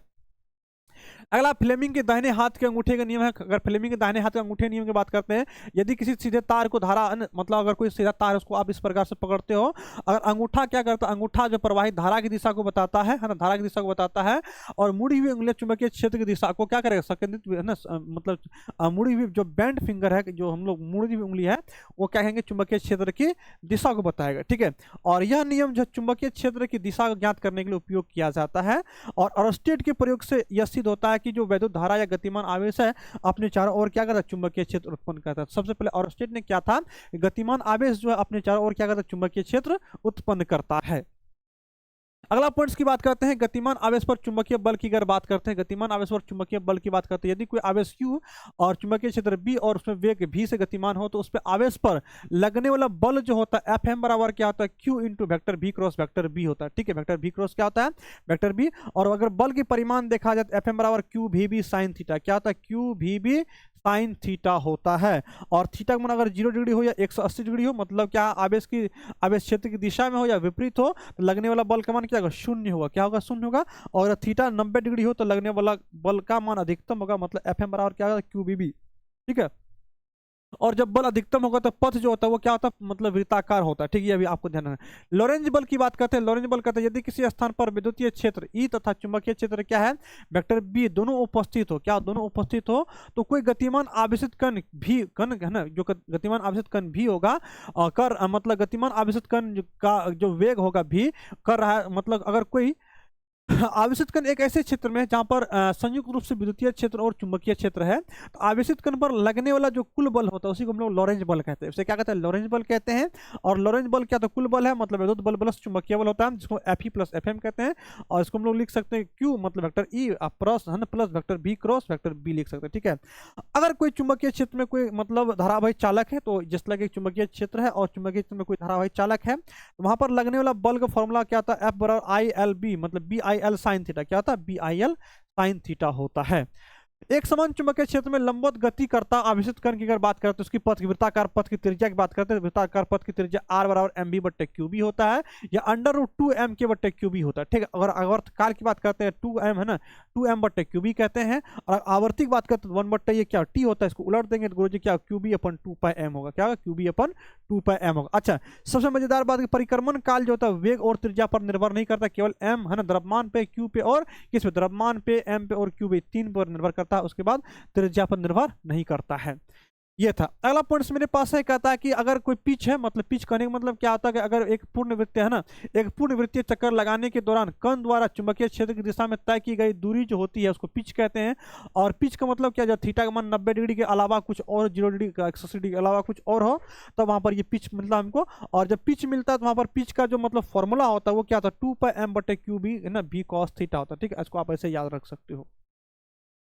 अगर बायो-सावर्ट नियम की बात करते हैं, बायो-सावर्ट नियम में 4 बातें हैं। बायो-सावर्ट नियम काफी इंपॉर्टेंट है ये बायो-सावर्ट नियम। ठीक है, बायो-सावर्ट नियम का धारावाही चालक के किसी अल्पांश के कारण बिंदु पर जो उत्पन्न चुंबकीय क्षेत्र का मान बताता है, ये आपको बायो-सावर्ट नियम बताता है। किसी धारावाही चालक है उसके कारण से उत्पन्न जो है ना चुंबकीय क्षेत्र का मान हमको ज्ञात करना होता है, हम लोग बायो-सावर्ट के नियम का प्रयोग करते हैं। ठीक है, और धारावाही चालक के अल्पांश DL के कारण किसी बिंदु पर उत्पन्न चुंबकीय क्षेत्र DB तथा धारा I अल्पांश लंबाई DL तथा है ना DL तथा साइन थीटा के समानुपाती होता है। मतलब जो डीबी होता है, क्या होता है, डीबी किन किन बातों पर निर्भर करता है, डीबी समानुपाती क्या होता है, डीएल होगा, डीबी समानुपाती क्या होगा, डीआई होगा। ठीक है, डीबी समानुपाती क्या होगा, डीआई होगा।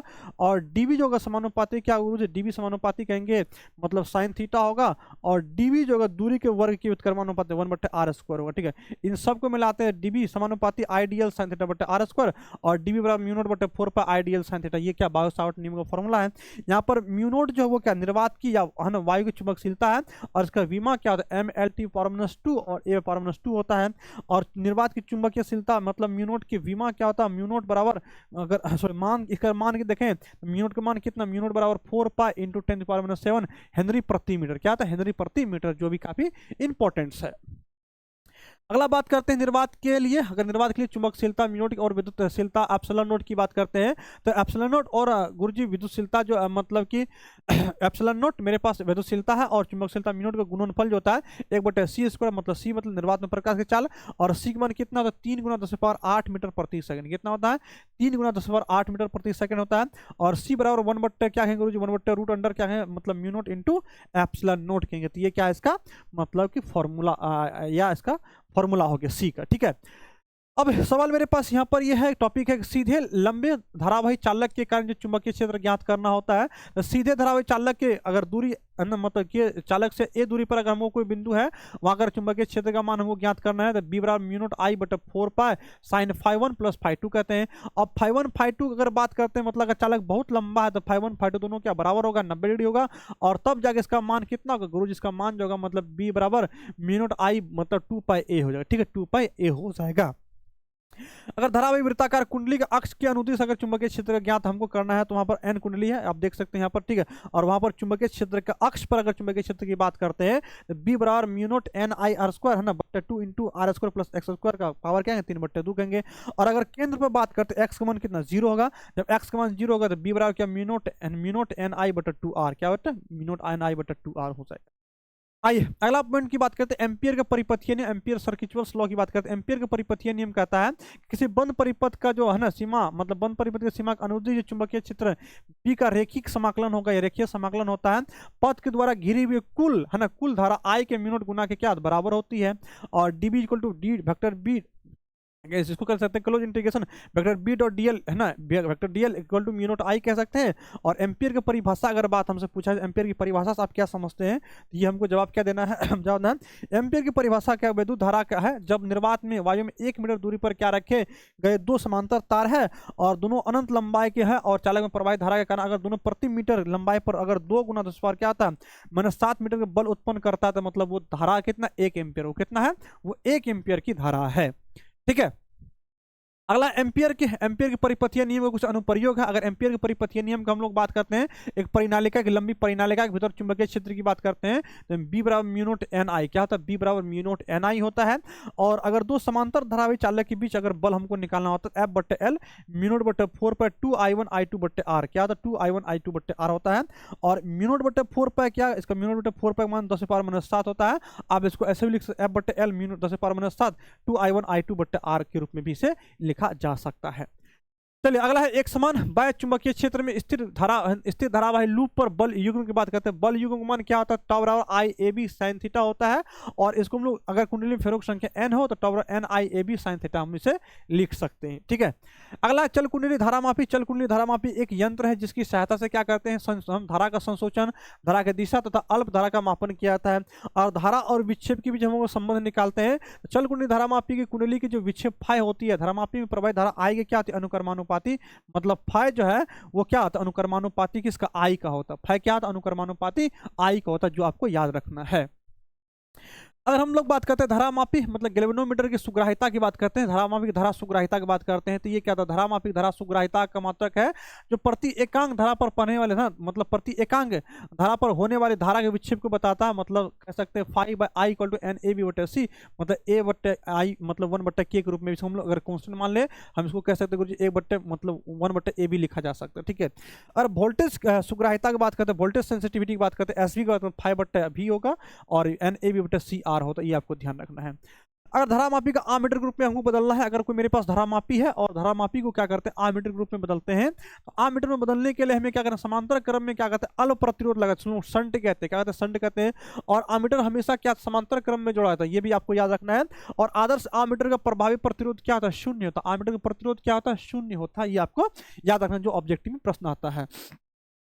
अगला पॉइंट की बात करते हैं, अगला पॉइंट मेरे पास क्या है कि ना धारामापी का वोल्ट मीटर में रूपांतर, धारामापी अगर वोल्ट मीटर में रूपांतर करना है यदि धारामापी का श्रेणी में उच्च प्रतिरोध लगा दिया जाए तो ये उपकरण क्या था वोल्ट मीटर में बदल जाता है। अगर मेरे पास क्या है धारामापी है और श्रेणी क्रम में उच्च क्या करते श्रेणी क्रम में हम लोग उसको क्या कहते हैं उच्च प्रतिरोध लगा देते हैं। उच्च प्रतिरोध को जैसे लगाते हैं तो उपकरण हमको क्या बदल जाता है गुरुजी वो उपकरण जो है हमको बदल जाता है मतलब कि क्या धारामापी में से वो वोल्ट मीटर में बदल जाता है। और वोल्ट मीटर किन्हीं 2 बिंदुओं प्लेटों के बीच क्या होता है, विभवांतर को मापता है, ठीक है।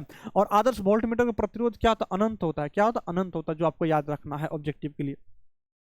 चुंबकीय द्विध्रुव के रूप में अगर हम लोग बात करते हैं, अगर कोई मेरे पास है, मतलब कोई चुंबकीय क्षेत्र में स्थित कोई दंड चुंबक है, या धारावाही लूप है, या धारावाही कुंडली है, या मतलब विद्युत क्षेत्र में स्थित कोई विद्युत द्विध्रुव के व्यवहार के समान करती है। अगर कोई चुंबकीय मेरे पास दंड चुंबक है, या धारावाही लूप है, या धारावाही कुंडली है, ये विद्युत मतलब विद्युत क्षेत्र में स्थित है, तो ये विद्युत द्विध्रुव के है ना, विद्युत द्विध्रुव के समान व्यवहार करती है।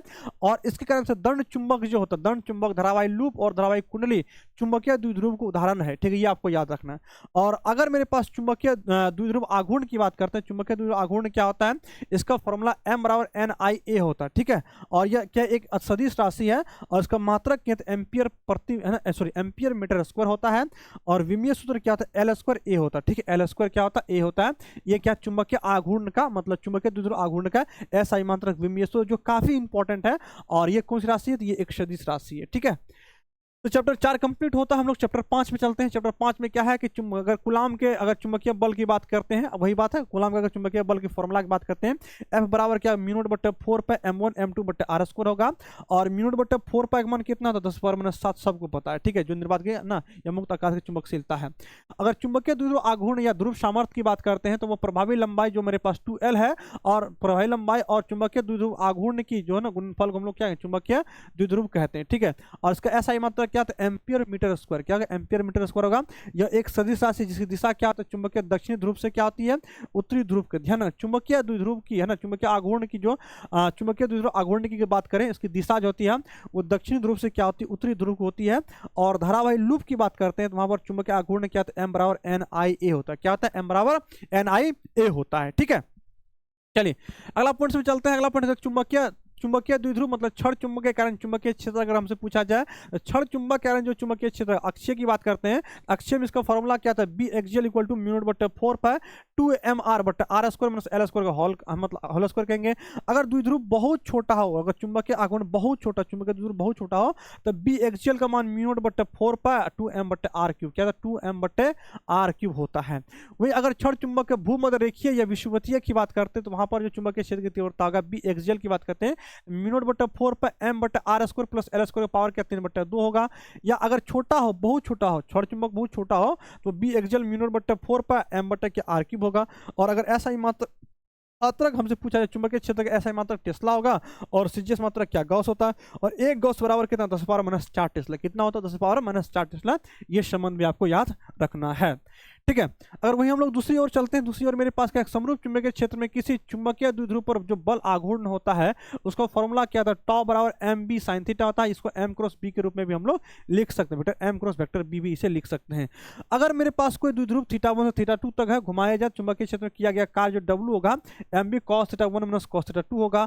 और आगे प्रारंभ में थीटा 1 का मान कितना लेते हैं, 0 डिग्री, और थीटा 2 का मान थीटा लेते हैं, तो मतलब कॉस कितना गुरु थीटा, कॉस 0 डिग्री, और कॉस 0 मान 1 होगा, कॉस थीटा मतलब होगा, ठीक है। अगर द्विध्रुव की स्थिति ऊर्जा हमको ज्ञात करना है, थीटा का मान अगर 0 लेते हैं तो यू मिनिमम मान होगा। जब यू मिनिमम मिलेगा तो मतलब स्थिर साम्यावस्था कहलाती है। और थीटा का मान अगर 180 लेते हैं, कितना 180 लेते हैं, तो हमको यहाँ पर जो है मतलब यू का मान मैक्सिमम मिलेगा। और जब मैक्सिमम मिलेगा अधिकतम, तो मतलब ये अस्थिर साम्यावस्था, ये क्या है, अस्थिर साम्यावस्था है। अगला मेरे पास है चुंबक के लिए गॉस नियम की बात करते हैं। चुंबक के क्षेत्र में बंद पृष्ठ से निकलने वाला जो कुल चुंबकीय फ्लक्स हमेशा क्या था, शून्य होता है। मतलब 5b बराबर vector b dot ds vector का मान कितना, 0 होता है। और पृथ्वी के चुंबकीय तत्व की बात करते हैं, पृथ्वी के चुंबकीय तत्व क्या, दिक्पात कोण होता है, नमन या नति कोण होता है। और पृथ्वी के चुंबकीय क्षेत्र का क्षैतिज घटक होता है ना।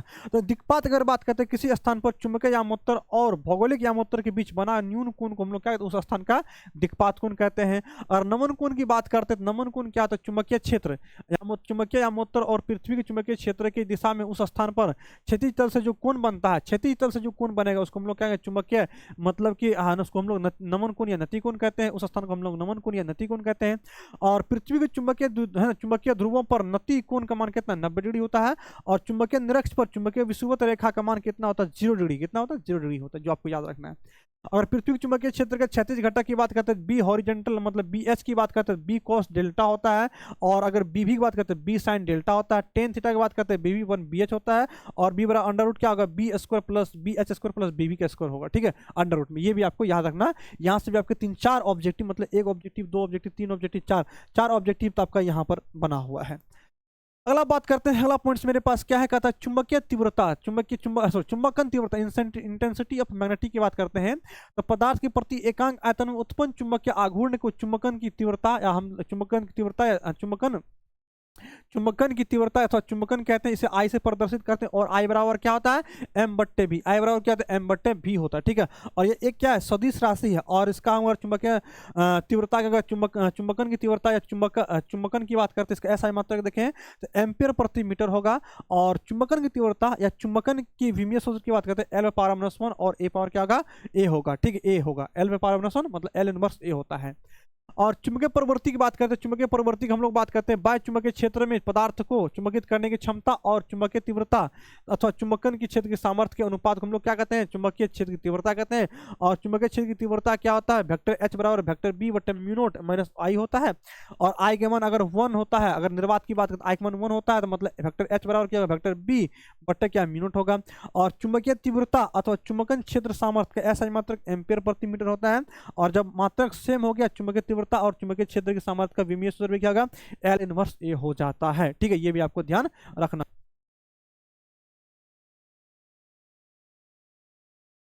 अगला चलते हैं, अगला मेरे पास क्या है कि चुंबकीय प्रवृत्ति की बात करते हैं। चुंबकीय प्रवृत्ति क्या होता है, किसी चुंबकीय पदार्थ की चुंबकन प्रवृत्ति है ना, पदार्थ के बाह्य चुंबकीय क्षेत्र में रखने का प्रभाव की माप है। और पदार्थ की चुंबकीय प्रवृत्ति पदार्थ के भीतर है ना चुंबकन तीव्रता तथा चुंबकीय क्षेत्र की तीव्रता के परिणामों के अनुपात के बराबर होता है। हम लोग आई से मतलब काय से रिप्रेजेंट करते हैं। और काय बराबर आई बटे एच, क्या होता है, काय बराबर आई बटे एच। और इसका कोई मात्रक नहीं होता, मतलब ध्यान रखना, चुंबकीय प्रवृत्ति का क्या होता है, कोई मात्रक और कोई विमा सूत्र नहीं होता, ये मात्रकहीन और क्या है, विमाहीन है। चुंबकीय प्रवृत्ति क्या है, तो मैग्नेटिक सस्केप्टिबिलिटी जो है, जिसको हम लोग काय से रिप्रेजेंट करते हैं, ये मात्रकहीन और विमाहीन है। और आपेक्षिक चुंबकशीलता या आपेक्षिक चुंबकीय पारगम्यता चुंबकशीलता म्यू आर की बात करते हैं, तो चुंबकीय पदार्थ की है ना चुंबकशीलता म्यू तथा निर्वात की चुंबकशीलता म्यू नॉट के अनुपात को हम लोग क्या कहते हैं, चुंबकन आपेक्षिक चुंबकीय पारगम्यता या चुंबकशीलता मतलब म्यू आर बराबर म्यू बट्टे क्या कहेंगे, म्यू नॉट कहेंगे। और चुंबकीय पारगम्यता को चुंबकीय पारगम्यता एवं चुंबकीय प्रवृत्ति के अगर संबंध की बात किया जाए तो म्यू आर का मान क्या होता है, मतलब 1 प्लस काय एम, 1 प्लस क्या होता है, काय एम होता है। और क्यूरी के नियम की बात करते हैं, क्यूरी का नियम क्या कहता है, अनुचुंबकीय पदार्थ का चुंबकीय प्रवृत्ति जो होती है, इसके क्या होती है, केल्विन ताप के क्या, तो व्युत्क्रमानुपाती, मतलब व्युत्क्रमानुपाती हो गया। और हटाते हैं हम लोग कांस्टेंट लाते हैं, जहाँ पर सी क्या, क्यूरी नियतांक है, क्या सी क्यूरी नियतांक है। और चुंबकीय पदार्थ की बात करते हैं, चुंबकीय पदार्थ क्या होता है, चुंबकीय पदार्थ मतलब चुंबकीय पदार्थ को चुंबकीय पदार्थों को इनके व्यवहार के आधार पर 3 मुख्य भागों में बांटा गया है। कौन कौन, प्रतिचुंबकीय पदार्थ जो होता है चुंबकीय क्षेत्र की दिशा में क्या होता है, थोड़े से क्या विचुंबकित होता है, मतलब चुंबकित होता है। प्रतिचुंबकीय वह पदार्थ जो चुंबकीय क्षेत्र की विपरीत दिशा में क्या होता है, थोड़ा चुंबकित होता है। और चुंबकीय क्षेत्र की उच्च परिमाण से वो निम्न परिमाण की ओर गति करता है, उसे प्रतिचुंबकीय पदार्थ कहते हैं। और इसकी जो प्रतिचुंबकीय पदार्थ की चुंबकशीलता ऋणात्मक और 1 से कम होती है, म्यू आर का मान 1 से कम होती है। आप एग्जाम्पल में इसको याद रख सकते हैं। वही अगर अनुचुंबकीय पदार्थ की बात करते हैं तो ये हल्का सा मामूली सा क्या होता है, चुंबकीय क्षेत्र की दिशा में क्या होता है, हल्का सा मामूली सा चुंबकीय क्षेत्र की दिशा में जो पदार्थ चुंबकित होता है, अनुचुंबकीय पदार्थ कहते हैं।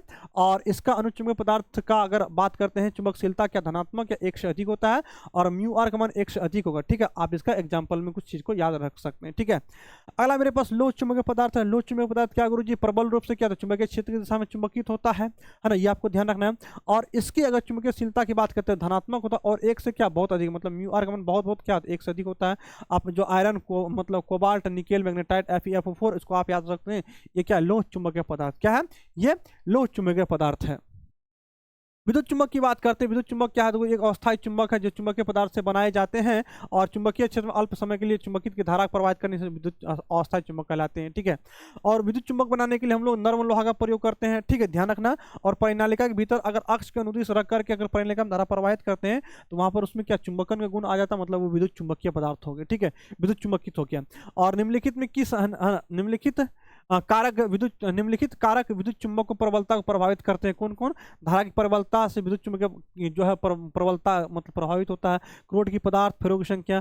और अस्थायी चुंबक की बात करते हैं तो लोह चुंबकीय पदार्थ को ऐसे क्षेत्र में बनाए जाते हैं जहां दीर्घ समय के लिए क्या होता है, चुंबकन की धारा ग्रहण कर, मतलब कि अगर मतलब अगर यहीं पर देखें अस्थायी की बात करते हैं तो लोह चुंबकीय पदार्थ को से बनाया जाता है और ऐसे जो मतलब लंबे समय तक चुंबकन के गुण को क्या करते हैं, मतलब धारण किए रहते हैं, उसको हम लोग क्या कहते हैं, मतलब कि अस्थाई परमानेंट मैग्नेट कहते हैं, अस्थाई चुंबक कहते हैं। चलिए चैप्टर 6 की बात करते हैं। चैप्टर 6 में हम चलते हैं। चैप्टर 6 मेरे पास क्या दिया गया है, कहते हैं चुंबकीय फ्लक्स। चुंबकीय फ्लक्स कहते हैं किसी सतह से गुजरने वाले चुंबकीय रेखाओं की, क्षेत्र रेखाओं की संख्या को, कुल संख्या को हम लोग क्या चुंबकीय फ्लक्स कहते हैं। और चुंबकीय फ्लक्स यदि किसी सतह का चुंबकीय क्षेत्रफल ए है और चुंबकीय क्षेत्र बी है, वेक्टर बी में है, तो phi B B vector B dot vector A कह सकते हैं, या phi B B A cos theta B से कह सकते हैं। ठीक है, B A cos theta B से कहा जा सकता है। फाई क्या फ्लक्स है जिसे हम लोग वेबर के माप में मापते हैं। और चुंबकीय क्षेत्र की अगर मात्रा टेस्ला किया जाए तो हम लोग जिसे थीटा को मीटर स्क्वायर में और डिग्री को हम लोग कोण में मापेंगे, तो ये आपको पता है। ठीक है, फैराडे के अगर विद्युत चुंबकीय प्रेरण नियम की बात करते हैं, फैराडे के विद्युत चुंबकीय प्रेरण नियम कहता है जब किसी बंद परिपथ में क्या होता है, बल चुंबकीय फ्लक्स में परिवर्तन किया जाता है, उस परिपथ में विद्युत वाहक बल है ना, विद्युत क्या होता है, विद्युत वाहक बल प्रेरित होता है। और वहीं पर हम लोग देखें, अगर परिपथ में उत्पन्न प्रेरित जो विद्युत वाहक बल है वो उसी परिपथ से क्या होता है, गुजरने वाला चुंबकीय फ्लक्स में परिवर्तन का दर क्या होता है, समानुपाती होता है। ठीक है, तो मतलब ई बराबर गुरुजी माइनस डी फाई बट्टे क्या होता है, डी टी होता है। और यहाँ पर अगर हम लोग फेरोक संख्या अगर एन है तो इसको लिख सकते हैं ई बराबर माइनस एन डी फाई बट्टे डी टी ग्रुप में भी लिखा जा सकता है। ठीक है, ये आपका फैराडे का नियम है। और गतिक विद्युत वाहक बल की फॉर्मूला की बात करते हैं, बराबर ई बराबर क्या होता है, बी भी एल होता है। ठीक है, बी भी एल होता है। और वहां पर अगर बात करते हैं, अगर प्रेरक की बात करते हैं, प्रेरक क्या होता है, तो ये इसको विद्युत जड़त्व भी कहते हैं। किसी कुंडली द्वारा चुंबकीय फ्लक्स है ना, फ्लक्स फाई और धारा के आय के समानुपाती को हम लोग क्या कहते हैं, मतलब प्रेरक कहते हैं। समानुपाती होता है, सॉरी, और फाई को अगर मतलब फाई समानुपाती आई समानुपाती घटाते हैं, क्वेश्चन लाते हैं जहां पर के क्या समानुपाती नहीं, प्रेरक कहते हैं, क्या कहते हैं, प्रेरक कहते हैं। ठीक है, ये आपको याद रखना है।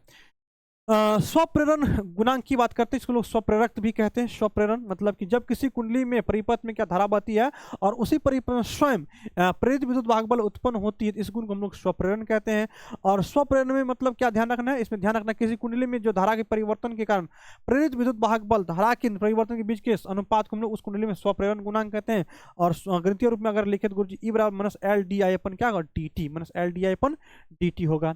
और परिनालिका का अगर स्वप्रेरक हम लोग निकालें तो परिनालिका स्वप्रेरक क्या होता है गुरुजी, एल बराबर mu R mu naught into N square A होगा, या mu R mu naught into N square बट्टे एल है ना, इसको यहाँ पर स्मॉल एन है, यहाँ पर क्या मतलब कैपिटल एन स्क्वायर बट्टे एल इंटू ए होगा। ठीक है, और अन्योन प्रेरक क्या होगा, तो मतलब जब निकट के कुंडलियों में क्या होती है, धारा परिवर्तन के कारण क्या होता है, उसके कारण जो परिवर्तन चुंबकीय फ्लक्स में सिंपल सी बातें हैं, जब दो निकट स्थित कुंडलियों में से किसी एक में से धारा परिवर्तन किया जाता है तो उसके कारण परिवर्तित चुंबकीय फ्लक्स दूसरी कुंडली से होकर गुजरता है, तो इस फ्लक्स में परिवर्तन के कारण दूसरी कुंडली में प्रेरित विद्युत वाहक बल को हम लोग क्या कहते हैं, मतलब प्रेरित विद्युत वाहक बल उत्पन्न होता है।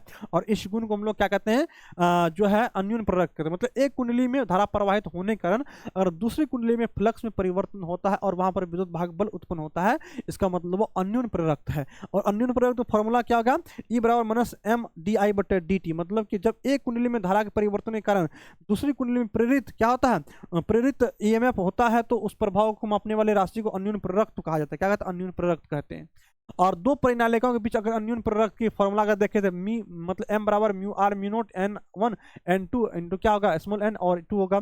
और प्रेरक द्वारा संग्रहित ऊर्जा की बात करते हैं, यू एम की बात करते हैं, तो 1/2 एल आई स्क्वायर क्या होगा, 1/2 एल आई स्क्वायर होगा। ठीक है, और प्रति एकांक आयतन पर अगर ऊर्जा घनत्व की बात करते हैं तो यू एम बराबर क्या होगा, बी स्क्वायर बटा 2 म्यू नोट क्या होगा, 2 मतलब 2 सॉरी म्यू नोट हो जाएगा। ये आपको याद रखना है। सारे फॉर्मूला अगर आप याद रखेंगे तो मतलब बहुत सारा आपको ऑब्जेक्टिव क्या होगा, ऐसे चुटकियों में बन जाएगा। ठीक है, चलिए चैप्टर 7 में चलते। चैप्टर 7 के बाद हम लोग का क्या फॉर्मूला कम हो जाएगा। चैप्टर 7 में अगर प्रत्यावर्ती धारा है जो दिशा और परिमाण समय के साथ बदलते रहता है उसको प्रत्यावर्ती धारा कहते हैं। और प्रत्यावर्ती धारा का अगर बात करें गुरुजी, अगर धारा का आई बराबर I naught sine omega T और वोल्टा का वी बराबर V naught sine omega T होता है। और प्रत्यावर्ती धारा या वोल्टा का औसत मान देखें तो आई एवरेज बराबर 2 आई नोट बट्टे पाई होता है। और प्रत्यावर्ती धारा का औसत मान का व्यंजक निकालते हैं, आई एवरेज मान कितना होगा गुरुजी, 0.637 आई नोट होगा। और प्रतिशत में लिखे 63.7% आई नोट होता है। मतलब किसी प्रत्यावर्ती धारा का एक चक्र का मध्य मान उसके शिखर मान का कितना 63.7% होता है, ये आपको याद रखना है। प्रत्यावर्ती धारा का वर्गमात मूल मान जो होता है रूट मीन स्क्वायर होता है। एक पूर्ण चक्र के लिए धारा के वर्ग औसत मान वर्गमूल के प्रत्यावर्ती धारा का वर्गमात मूल मान कहते हैं। और इसे हम लोग क्या कहते हैं, इसे प्रभावी मान या आभासी मान भी कहते हैं। आई आर एम एस बराबर क्या होता है, आई नोट बट्टे रूट 2। और इसको हम लोग लिख सकते हैं आई आर एम एस बराबर आई नोट बट्टे रूट 2 मतलब 1/√2 मान कितना होगा, 1/√2 मान गुरुजी 0.70 होगा। मतलब आई आर एम एस बराबर क्या लिखा जाता है, 0.70 आई नोट लिख सकते हैं, और अगर प्रतिशत में लिखे तो 70.7% होगा, ठीक है, आई नोट होगा। अतः प्रत्यावर्ती धारा का वर्ग मान मूल मान जो होता है इसका शिखर मान का कितना होता है 70.7%, कितना होता है 70.7% होता है। अगर बात करते हैं अगर प्रत्यावर्ती मतलब प्रेरक, अगर मेरे पास प्रतिरोध है और प्रतिरोध में क्या है, प्रतिरोध में अगर एसी वोल्टा है, अगर सिर्फ प्रतिरोध लगा है तो केवल मतलब जब केवल प्रतिरोध लगा रहता है परिपथ और धारा क्या होता है मतलब समान कला में रहती है, ध्यान रखना सेम फेज में, एक ही फेज में होती है, सेम फेज में होती है। और वोल्टा और करंट क्या होता है समय के साथ क्या होता है बढ़ता और घटता, एक साथ बढ़ेगा और एक साथ क्या होगा घटेगा। और जब प्रत्यावर्ती परिपथ में केवल प्रेरक कुंडली जुड़ा रहे तो वहां पर जब प्रत्यावर्ती परिपथ में प्रेरक जुड़ा रहता है तो कला और धारा क्या था मतलब दोनों का फेज डिफरेंस कितना π/2 या 90 डिग्री पश्चगामी होता है। मतलब वोल्टा और धारा के बीच में जो कलांतर है वो π/2 क्या होगा, कला मतलब π/2 या 90 डिग्री आगे और पीछे हो सकता। कब, जब प्रेरक रहेगा। तो प्रेरक और संधारित्र में क्या होता है, जो मतलब कला होती है वो कितना होती है, कला जो होती है वो π/2 मतलब 90 डिग्री आगे और 90 डिग्री क्या होता है पीछे होता है, ये आपको ध्यान रखना है। और प्रेरकीय प्रतिरोध की बात करते हैं एक्सेल कहते हैं, एक्सेल बराबर क्या होता है एल ओमेगा या ओमेगा एल कह सकते हैं। एक्सेल बराबर आपको ओमेगा एल भी देखने के लिए मिल सकता है, एक्सेल बराबर क्या होगा ओमेगा एल भी आपको देखने के लिए मिल सकता है, ठीक, ओमेगा एल भी कह सकते हैं। और एक्सेल बराबर क्या मतलब एल इंटू 2 न्यू या एफ भी लिखा जा सकता है, ठीक है। अगर मेरे पास दिष्ट धारा है तो वहां पर जो फ्रीक्वेंसी का मान कितना शून्य होता है तो एक्सेल का मान कितना 0 होगा। और अगर प्रत्यावर्ती धारा है तो वहां पर फ्रीक्वेंसी का मान क्या था निश्चित होता है, तो एक्सेल का मान क्या था निश्चित मान हो जाता है। अगला बात करते हैं संधारित्र पर प्रयुक्त एसी वोल्टा की बात करते हैं। अगर कोई संधारित्र है वहां पर प्रयुक्त एसी वोल्टा की बात करते हैं तो वहां पर जो है प्रयुक्त एसी वोल्टा क्या होता है, तो गुरुजी हम कहते हैं प्रत्यावर्ती परिपथ में धारा वोल्टा π/2 या 90 डिग्री होता है, कला में आगे होता है। कब, संधारित्र और ध्यान रखना संधारित्र और प्रेरक में क्या होता है, कला जो होती है वो मतलब कि 90 डिग्री होता है, 90 डिग्री होता है, ये आपको याद रखना है। अतः संधारित्र युक्त प्रत्यावर्ती परिपथ में धारा और वोल्टा में कितना कलांतर जो π/2 या कितना 90 डिग्री, π/2 या क्या था 90 डिग्री होता है। संधारित्र की प्रतिघात की बात करते हैं। प्रतिघात क्या होता है कि धारा के मार्ग में संधारित्र है ना, संधारित्र द्वारा अवरोध उत्पन्न होता है, उसे हम लोग संधारित्रीय प्रतिघात कहते हैं। और इसको एक्सी से सूचित किया, एक्सी बराबर 1/ओमेगा सी होता है या एक्सी बराबर सी ओमेगा भी हम कह सकते हैं। संधारित्रीय प्रतिघात का व्यंजक क्या था, एक्सी बराबर गुरुजी 2 मतलब ओमेगा का मान 2 न्यू भी लिख सकते हैं या उसको हम लोग 2 एफ भी लिख सकते हैं। और मेरे पास दिष्ट धारा है तो वहां पर उसका मान कितना होता है 0 होता है और एक्सी मान कितना अनंत होता है। इसका मतलब हो गया संधारित्र जो है दिष्ट धारा को प्रवाहित नहीं होने देगा, संधारित्र क्या होगा दिष्ट धारा को प्रवाहित नहीं होने देता। एसी के लिए अगर बात की इसका मान निश्चित होता है और एक्सी का मान कितना, एक्सी का मान अल्पतम होता है। इसका मतलब एसी को जो है संधारित्र प्रवाहित होने देगा लेकिन डिस्क धारा को प्रवाहित होने नहीं देगा, ठीक है। और बात करते हैं हम लोग इसका प्रतिबाधा इंपीडेंस की बात करते हैं। प्रतिबाधा क्या होता है, किसी परिपथ में विभिन्न अवयव जैसे प्रतिरोध हो गया है, प्रेरकत्व हो गया है, संधारित्र हो गया है और इनके कारण अगर धारा के मार्ग में अवरोध उत्पन्न होता है इसे हम लोग प्रतिबाधा कहते हैं, इसे क्या प्रतिबाधा इंपीडेंस कहते हैं। और ऐसी परिपथ में अगर प्रतिरोध एल आर परिपथ हो तब वहां पर जो है एल आर परिपथ का प्रतिबाधा जेड का मान क्या होता है R² प्लस क्या होता है मतलब ओमेगा L², ठीक, ओमेगा स्क्वायर L² के रूप में भी इसे आप लिख सकते हैं। जेड बराबर कितना लिख सकते हैं अंडर आप इसको लिख सकते हैं R² प्लस क्या ओमेगा² और L² भी आप इसे लिख सकते हैं, ठीक है। ये भी आपको देखने के लिए मिल सकता है। चलिए अगर आप से अगर एल आर परिपथ के कलांतर निकालते हैं 10 फाइव मतलब VL/VR निकालते हैं मतलब IXL है ना, इसको IXL/IR कह सकते हैं। और हम लोग 10 फाइव बराबर क्या ओमेगा L/R लिखेंगे या फाइव बराबर हम लोग कितना लिख सकते हैं, फाइव बराबर 10 इनवर्स लिख सकते हैं, क्या लिखेंगे 10 इनवर्स लिख सकते हैं ओमेगा L, क्या लिखेंगे ओमेगा L/R भी इसे लिखा हुआ मिल सकता है, ठीक है। ये भी आपको ऑप्शन में आ सकता है। चलिए अगला है मेरे पास एसी परिपथ में प्रयुक्त अगर सी और आर सीआर परिपथ है मतलब सीआर परिपथ है तब वहां प्रतिबाधा क्या होता है, तो प्रतिबाधा मतलब कहेंगे गुरुजी जेड का मान कितना होगा, जेड का मान होगा अंडर रूट क्या होगा R², क्या होगा R² प्लस एक्सी का स्क्वायर होगा, ठीक है। और एक्सी का मान कितना होता है तो हम कहेंगे एक्सी का जो मान मेरे पास होता है जेड बराबर कितना कहेंगे R² कहेंगे और एक्सी का मान क्या होता है 1/ओमेगा स्क्वायर और C², ठीक। इसको आप इस प्रकार से भी लिख सकते हैं जो है आपको लिखा हुआ है। चलिए मेरे पास अगर कलांतर की बात करते हैं 10 फाइव इक्वल टू VC/VR कहेंगे मतलब XC/R कहेंगे और इसको 10 फाइव इक्वल टू हम लोग क्या कहेंगे मतलब है ना 1/1 मेरे पास एक्स का मान क्या ओमेगा सी होगा और आर का मान आर हो गया मतलब 10 फाइव बराबर 10 इनवर्स क्या कहेंगे फाइव बराबर हम कह सकते हैं फाइव बराबर मेरे पास जो निकलेगा वो क्या निकलेगा 10 इनवर्स 1/क्या मिलेगा ओमेगा सी आर, क्या मिलेगा ओमेगा सी आर मिलेगा, ठीक है। चलिए, अगर एसी परिपथ में मेरे पास क्या एल हो और सी हो, मतलब एलसी सर्किट हो, एलसी सर्किट हो, तो आप बी एल और बीसी के बीच में कलांतर कितना, मतलब 90 डिग्री होता है, कितना 90 डिग्री होता है। और अगर दोनों के वोल्टेज के बीच कुल कलांतर की बात करते हैं 180 डिग्री, कितना 180 डिग्री मतलब पाई होता है। और मेरे पास एल और सी, एलसी सर्किट की बात हो तो वहां पर कलांतर कितना होता है, एलसी सर्किट में कलांतर जो होता है वो मतलब पाई होता है या 180 डिग्री होता है। अर्थात बी एल और बीसी एक दूसरे क्या होगा, विपरीत होगा, मतलब इधर कहीं ऊपर बी एल होगा, ऊपर में क्या होगा बी एल, और नीचे में क्या होगा बीसी होगा, ठीक है। अगर हम देखें, अगर एक्सएल का मान क्या हो जाए, एक्सिस से बड़ा हो जाए, एक्सिस बड़ा हो जाए तब वो हम लोग कहेंगे ये शुद्ध प्रेरक वाला परिपथ है। और अगर एक्सएल वन एक्सिस छोटा हो जाए तो हम लोग शुद्ध धारितीय वाला परिपथ है, ठीक है। और एक्सएल और एक्सी के बराबर तो प्रतिबाधा हमको जेड का मान क्या 0 मिलेगा, और यहाँ पर आई का मान इन्फिनाइट होगा। जब आई का मान इन्फिनाइट होगा तो वो स्थिति हम लोग क्या कहते हैं, वैद्युत अनुनाद की स्थिति कहते हैं। क्या कहते हैं, वैद्युत अनुनाद की स्थिति। और वैद्युत अनुनाद की स्थिति कहते हैं तो अब अनुनादी आवृत्ति क्या होता है, तो पाई बराबर 1/2 पाई रूट अंडर एल सी। क्या होता है, पाई पाई बराबर, इसको हम लोग सॉरी एफ बराबर 1/2 पाई रूट अंडर एलसी कह सकते हैं, या इसको न्यू या एफ मतलब कि कह सकते हैं एन के रूप में भी हम लोग इसे लिख सकते हैं। अगर मेरे पास क्या है, अगर मेरे पास एलसीआर परिपथ है और एसी वोल्टा और एलसीआर परिपथ की बात करते हैं, वहां अगर प्रतिबाधा की बात करते हैं तो एलसीआर परिपथ की प्रतिबाधा क्या होता है, जेड बराबर आर स्क्वायर प्लस क्या एक्सएल माइनस एक्सी का स्क्वायर होता है। और यदि परिणामी विभव भी और आई के बीच कलांतर निकालते हैं तो टेन इनवर्स क्या होगा, 5 बराबर 10 इनवर्स एक्सएल माइनस एक्सी बट्टे आर होगा। और 5 बराबर 10 इनवर्स अगर हम लोग एक्सएल का मान लेके ओमेगा एल लिख सकते हैं, और एक्सी का मान ओमेगा सी लिख सकते हैं, आर लिख सकते हैं। और 5 बराबर हम लोग क्या लिख सकते हैं, यदि मेरे पास बीसी का मान बी एल से बड़ा हो तब इसको हम लोग क्या लिख सकते हैं, 5 बराबर 10 इनवर्स एक्सी माइनस एक्सएल बट्टे आर लिख सकते हैं, ठीक है। इसको इस प्रकार से लिखा जा सकता है, ठीक है। और हम लोग गुणता कारक या गुणवत्ता कारक की बात करते हैं तो ये क्या होता है, ये किसी प्रत्यावर्ती परिपथ में ना प्रेरक जो प्रतिघात VL तथा संधारित्र प्रतिघात VC और कह सकते हैं और श्रृंखला प्रतिरोध R के अनुपात गुणता या गुणवत्ता कारक कहते हैं। Q बराबर VL या VC बट्टे R लिख सकते हैं। और ये क्या, मात्रकहीन और विमाहीन, ये क्या है, गुणता कारक या गुणवत्ता कारक क्या, मात्रकहीन और विमा, इसका कोई मात्रक और कोई विमा नहीं होता, ये आपको ध्यान रखना है, ठीक है। अगला पॉइंट में चलते हैं, प्रत्यावर्ती धारा परिपथ में शक्ति की बात करते हैं। शक्ति क्या होता है, P एवरेज मतलब ERMS IRMS कोस फाई होता है, या इसको BRMS IRMS कोस फाई भी लिख सकते हैं। और अगर कोस फाई की अगर बात करते हैं, P एवरेज मतलब P औसत बटे BRMS IRMS कह सकते हैं। यहाँ पर औसत शक्ति तथा आभासी शक्ति के अनुपात को हम लोग शक्ति गुणांक कहते हैं। औसत शक्ति और आभासी शक्ति मेरे पास है, कोस फाई बराबर R बटे Z होता है, शक्ति गुणांक R बटे Z के रूप में भी हम इसे लिख सकते हैं, ठीक है। अगर जब परिपथ में विशुद्ध प्रतिरोध हो, सिर्फ प्रतिरोध हो, तो शक्ति गुणांक का मान कितना होता है, 0 होता है। और जब 0 होगा तो मतलब P औसत का मान कितना होगा, BRMS IRMS होगा। और जब परिपथ में क्या हो, L मतलब L हो तो संधारित्र C हो तो वहां पर 90 डिग्री होता है। और जब 90 डिग्री होगा तो P एवरेज का अगर मान याद करें तो इसका मान कितना, 0 होगा। और जब P एवरेज का मान 0 होगा, इसका मतलब कि शुद्ध प्रेरक अथवा धारिता वाले परिपथ में औसत खपत शक्ति का मान क्या, 0 है। तो ऐसी स्थिति में बहने वाले धारा को हम लोग वाटहीन धारा कहते हैं। क्या कहते हैं, वाटहीन धारा कहते हैं, ठीक है।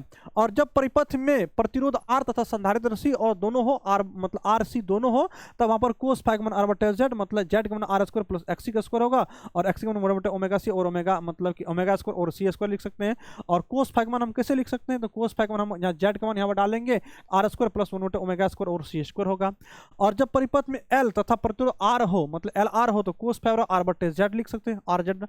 और R बटे Z अगर लिखते हैं यहाँ पर Z का मान हम लोग क्या लिखेंगे, ओमेगा स्क्वायर L स्क्वायर लिखेंगे, ओमेगा स्क्वायर L स्क्वायर मतलब कोस फाई बराबर R बटे रूट अंडर क्या लिखेंगे, ओमेगा स्क्वायर और मतलब रूट अंडर R स्क्वायर और omega square plus L square भी इसे लिखा जा सकता है। अगला पॉइंट है मेरे पास, जब परिपथ में प्रेरक मतलब प्रेरक L संधारित्र C और प्रतिरोध R हो तो LCR परिपथ में शक्ति गुणांक कितना होता है, तब शक्ति गुणांक कोस फाई कहते हैं। और कोस फाई बराबर R बटे Z क्या होगा, कोस फाई बराबर R बटे Z होगा। और LCR परिपथ के लिए अगर हम लोग बात करते हैं, शक्ति गुणांक Z की बात करते हैं, root under R square plus omega L minus 1 बटे ओमेगा C का स्क्वायर होगा। और कोस फाई का मान क्या होगा, R स्क्वायर है ना, R स्क्वायर प्लस माइनस क्या होगा, omega L minus 1 omega C का स्क्वायर, हम इसको इस प्रकार से भी लिखते थे। या LCR परिपथ क्या, शक्ति गुणांक है, ठीक है। और अगर LC दोलन की बात करते हैं, LC दोलन की बात करते हैं तो मतलब न्यू बराबर क्या होगा, न्यू बराबर 1 बट्टे क्या होगा 2 पाई रूट अंडर LC होगा। या F बराबर 1 बट्टे 2 पाई क्या है, रूट अंडर LC होगा। और इसे हम लोग वैद्युत दोलन की आवृत्ति कहते हैं। क्या था, वैद्युत दोलन की आवृत्ति अगर पूछा जाए तो फाई बराबर 1 बट्टे 2 पाई रूट अंडर क्या लिखेंगे, LC के रूप में इसे आप लिख सकते हैं। बाकी आप इसको पूरा चार्ट से समराइज कर सकते हैं, यहाँ से आप देख सकते हैं सारी बात को एक जगह समराइज करके आपको लिखा, इस चार्ट पे भी एक बार आप नजर दौड़ा सकते हैं, ठीक है। जहाँ पर आपको केवल मतलब R सर्किट है, मतलब L सर्किट है, C सर्किट है, LR सर्किट है, RC सर्किट है, LC सर्किट है, LCR सर्किट, सबका आपका यहाँ पर प्रतिबाधा कलांतर और शक्ति गुणांक दिया गया है। आप यहाँ पर भी एक नजर दौड़ा कर देख सकते हैं, यहाँ से भी आपका ऑब्जेक्टिव बहुत हद तक बन जाएगा, ठीक है। अगर चौक कुंडली की बात करते हैं, चौक कॉइल की बात करते हैं, चौक कुंडली क्या है, एक शक्ति गुणा की बात करें, जेड बराबर क्या होगा, आर बट्टे R square plus omega square L square होता है। और तप्त तार हॉट बार इंस्ट्रूमेंट की बात करते हैं, इसमें तप्त तार यंत्र जो एमीटर और वोल्टमीटर दोनों होता है, ये विक्षेप धारा के वर्ग के क्या अनुक्रमानुपाती होता है, मतलब फाइव आई स्क्वायर आर एम एस, क्या होता है, आई स्क्वायर आर एम एस होता है। अर्थात तप्त तार एमीटर जो धारा के वर्गमाद है ना, वर्गमाद औसत मान को मापती है, ठीक है, वर्गमाद औसत मान को मापती है, ये भी आपको ध्यान रखना है। अगला पॉइंट्स मेरे पास है ना, अगला पॉइंट्स की बात करते हैं, कहता है कि तप्त तार तथा वोल्ट मीटर धारा के ऊष्मीय प्रभाव पर कार्य करता है। तप्त तार ए मीटर और तप्त तार क्या वोल्ट मीटर की बात करते हैं, ये धारा किस प्रभाव काम करता है, ये ऊष्मीय प्रभाव पर काम करता है, ठीक है। और ये धारा के दिश धारा को दोनों, ये क्या कहता है, प्रत्यावर्ती धारा और दिश धारा दोनों को मापता है। लेकिन साधारण ए मीटर और वोल्ट मीटर क्या कहता है, चुंबकीय प्रभाव काम करता है, जो सिर्फ वो सिर्फ क्या कहता है, दिश धारा को मापता है। लेकिन तप्त तार ए मीटर और वोल्ट मीटर ये दिश धारा और प्रत्यावर्ती धारा दोनों को मापता है। चलिए अगला पॉइंट्स की बात करते हैं, ट्रांसफार्मर की दक्षता, एफिशिएंसी ऑफ ट्रांसफार्मर की बात करते हैं। किसी ट्रांसफार्मर की दक्षता वो अनुपात है जो क्या, निर्गत मतलब निर्गत आउटपुट है ना, आउटपुट शक्ति और निवेशित शक्ति के बीच होता है। और इसे एन से रिप्रेजेंट करते हैं। और एन बराबर क्या था, निवेशित शक्ति मतलब बट्टा क्या था, निर्गत शक्ति होता है। और दक्षता हमको निकलना 100%, 100 से गुना कर देंगे, 100% में निकल जाएगा। अगर मेरे पास अगर ऊंचाई ट्रांसफार्मर है, ऊंचाई ट्रांसफार्मर क्या कहता है, जो निम्न वोल्टता को उच्च वोल्टता बदलता है, क्या कहता है, निम्न वोल्टता को उच्च वोल्टता बदलता है। और जो उच्च वोल्टता का निम्न वोल्टता बदलेगा उसको हम लोग क्या कहेंगे, उसको हम लोग अपचाई ट्रांसफार्मर कहेंगे। इसमें एनएस का मान क्या, एनपी से ज्यादा होता है, और इसमें एनपी का मान क्या, एनएस से ज्यादा। मतलब ऊंचाई ट्रांसफार्मर में द्वितीय कुंडली में फेरों की संख्या ज्यादा होता है, और मतलब अपचाई ट्रांसफार्मर में जो प्राथमिक कुंडली में फेरों की संख्या ज्यादा होता है, ये आपको याद रखना है। ट्रांसफार्मर की परिणमन अनुपात की बात करते हैं। ट्रांसफार्मर की परिणमन अनुपात कहता है द्वितीय कुंडली में वोल्टेज तथा प्राथमिक कुंडली में वोल्टेज के अनुपात को हम लोग परिणमन अनुपात कहते हैं। और परिणमन अनुपात आर बराबर क्या होगा, बी एस अपन वीपी, मतलब एन एस अपन एनपी कह सकते हैं। और ऊंचाई ट्रांसफार्मर मेरे पास है तो मतलब बी एस का मान क्या होगा, बीपी से बड़ी अधिक होगा, और इसका आर का मान क्या, 1 से अधिक होगा। अगर अपचाई ट्रांसफार्मर है तो इसमें क्या होता है, बी एस का मान छोटा होता है। जब बी एस का मान छोटा होगा मतलब ट्रांसफॉर्मेशन रेशियो आर का मान 1 से क्या होगा, कम होगा। ये भी आपको याद रखना है। चलिए चैप्टर 8 में चलते हैं। चैप्टर 8 मेरे पास क्या दिया गया है, कहता है कि विस्थापन धारा क्या होती है, तो जिसके क्षेत्र से मतलब किसी क्षेत्र में उत्पन्न होने वाली वह धारा जिसके विद्युत क्षेत्र तथा चुंबकीय फ्लक्स समय के साथ क्या परिवर्तन होता है, विस्थापन धारा कहलाती है।